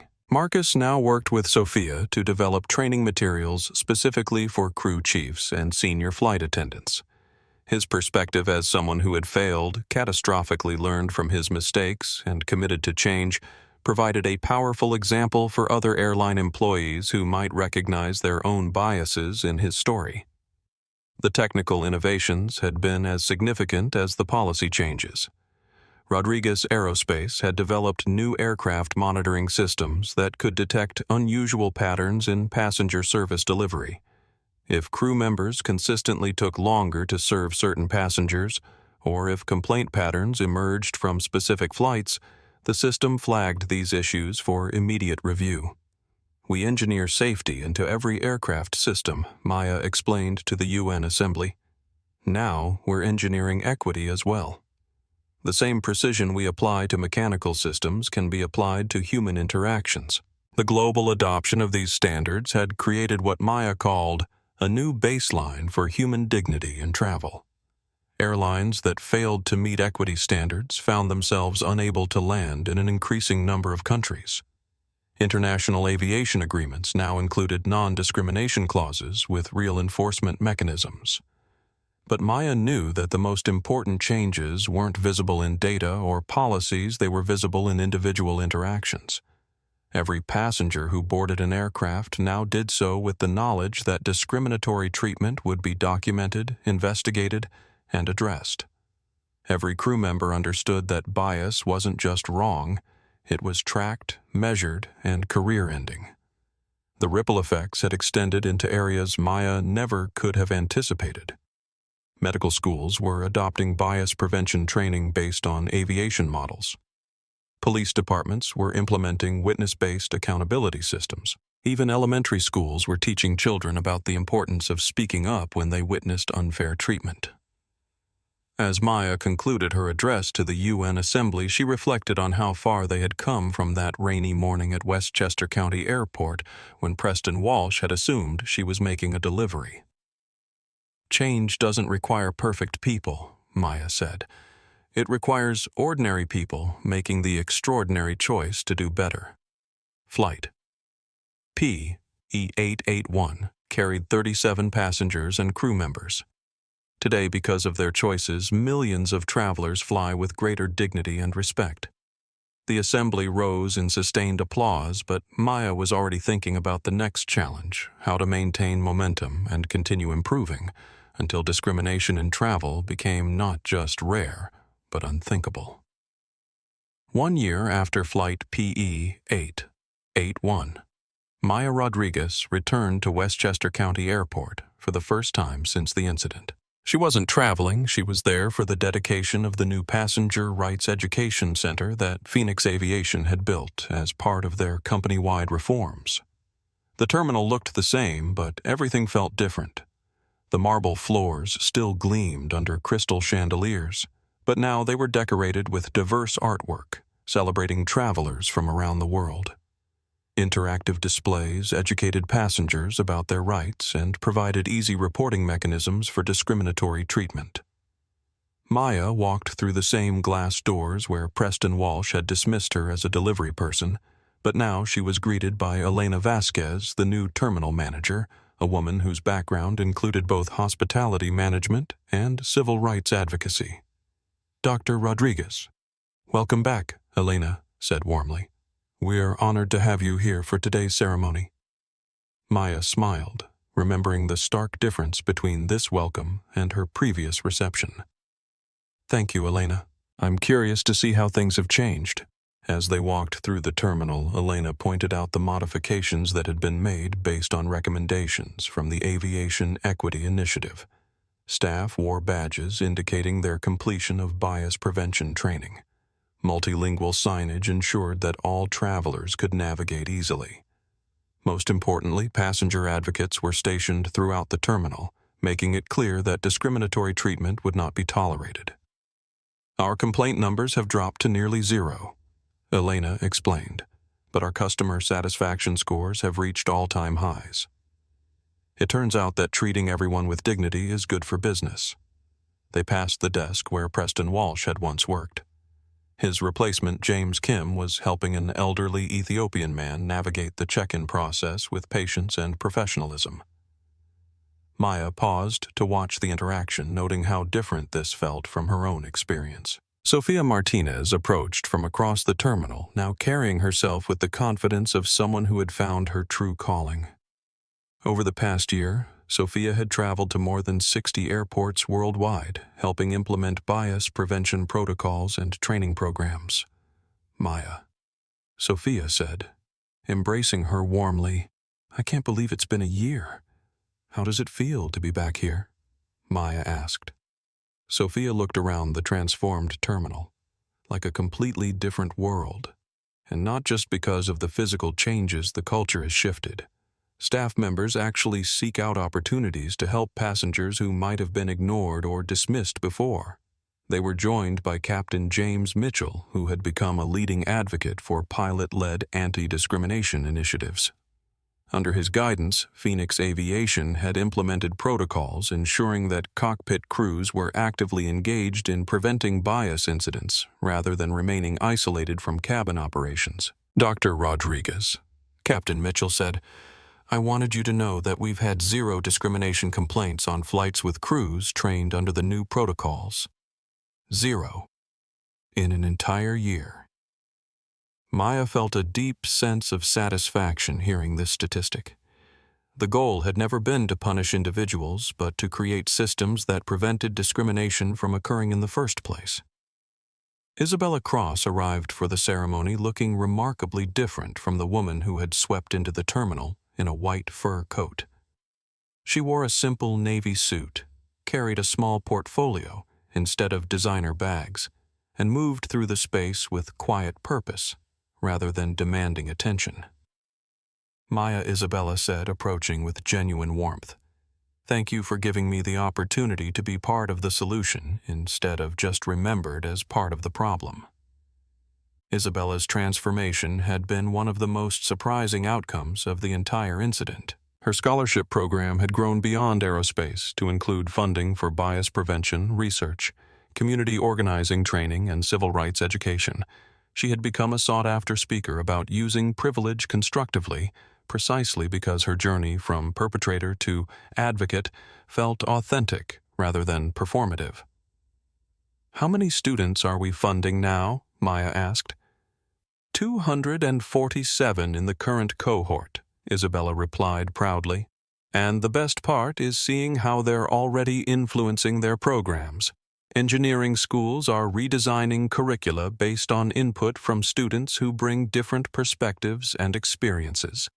Maya's phone buzzed with a message from David Kim Rodriguez Aerospace stock hits new high on Ethical Leadership Index, company now valued as top employer for diversity and inclusion. But Maya found that financial success, while gratifying, wasn't what gave her the most satisfaction. What mattered more were the individual stories, the young black woman who had emailed to say she felt confident booking first-class tickets because she knew discrimination would be addressed. The Hispanic businessman who no longer traveled with anxiety about how crew members might treat him. The elderly Asian couple who had been helped instead of ignored when they seemed confused about gate changes. As the dedication ceremony began, Maya took the podium to address an audience that included airline executives, government officials, and civil rights leaders from around the world. "A year ago, I boarded an aircraft as an aerospace engineer, who happened to be Black Maya, began. I left that aircraft as a black woman who happened to be an aerospace engineer. The difference wasn't in me, it was in how others chose to see me." She paused, looking out at faces that were more diverse than any aviation industry gathering she could remember. "The real victory isn't that I reclaimed my seat in the skyloft. The real victory is that thousands of travelers will never have to fight that battle because we changed the systems that allowed discrimination to flourish." Maya concluded her remarks by inviting a special guest to the stage, Amara Johnson, a 19-year-old aerospace engineering student whose education was funded by the Second Chance Scholarship Program. "Dr. Rodriguez Amara," said her voice strong and clear when I board my first flight as a licensed aircraft engineer, "it will be in a world where my expertise is assumed rather than questioned, where my presence is welcomed rather than challenged. That's the real legacy of Flight PE 881. Not just justice for one person, but dignity for everyone who comes after." As applause filled the terminal, Maya felt the deep satisfaction that comes from turning personal pain into collective progress. The hoodie she had worn that rainy morning had become a symbol of the danger of assumptions, but more importantly, it had become a catalyst for change that would outlast any individual flight or passenger. Here's what this story taught me about power, dignity, and change. The most profound moments of justice don't come from shouting. They come from people who refuse to accept less than what they deserve while maintaining their dignity throughout the struggle. Maya Rodriguez showed us that real strength isn't about fighting louder, it's about standing firmer. What struck me most about Maya's story wasn't the dramatic CEO phone call or the media attention, it was her decision to focus on building solutions rather than seeking revenge. She could have destroyed careers, pursued massive lawsuits, or used her platform for personal vindication. Instead, she chose to create systems that would prevent other people from experiencing what she endured. That's the difference between reaction and leadership. Reaction is about what happened to you. Leadership is about what you do next. The passengers on flight PE881 teach us something equally important. Change requires witnesses willing to become activists. It's not enough to feel bad about injustice, you have to be willing to do something about it. Maria Santos could have just posted her video and moved on. David Chen could have just written his LinkedIn post. Margaret Williams could have just told her friends what she witnessed. Instead, they turned their outrage into organized action. Even Isabella Cross shows us that redemption is possible when someone genuinely commits to understanding their mistakes and changing their behavior.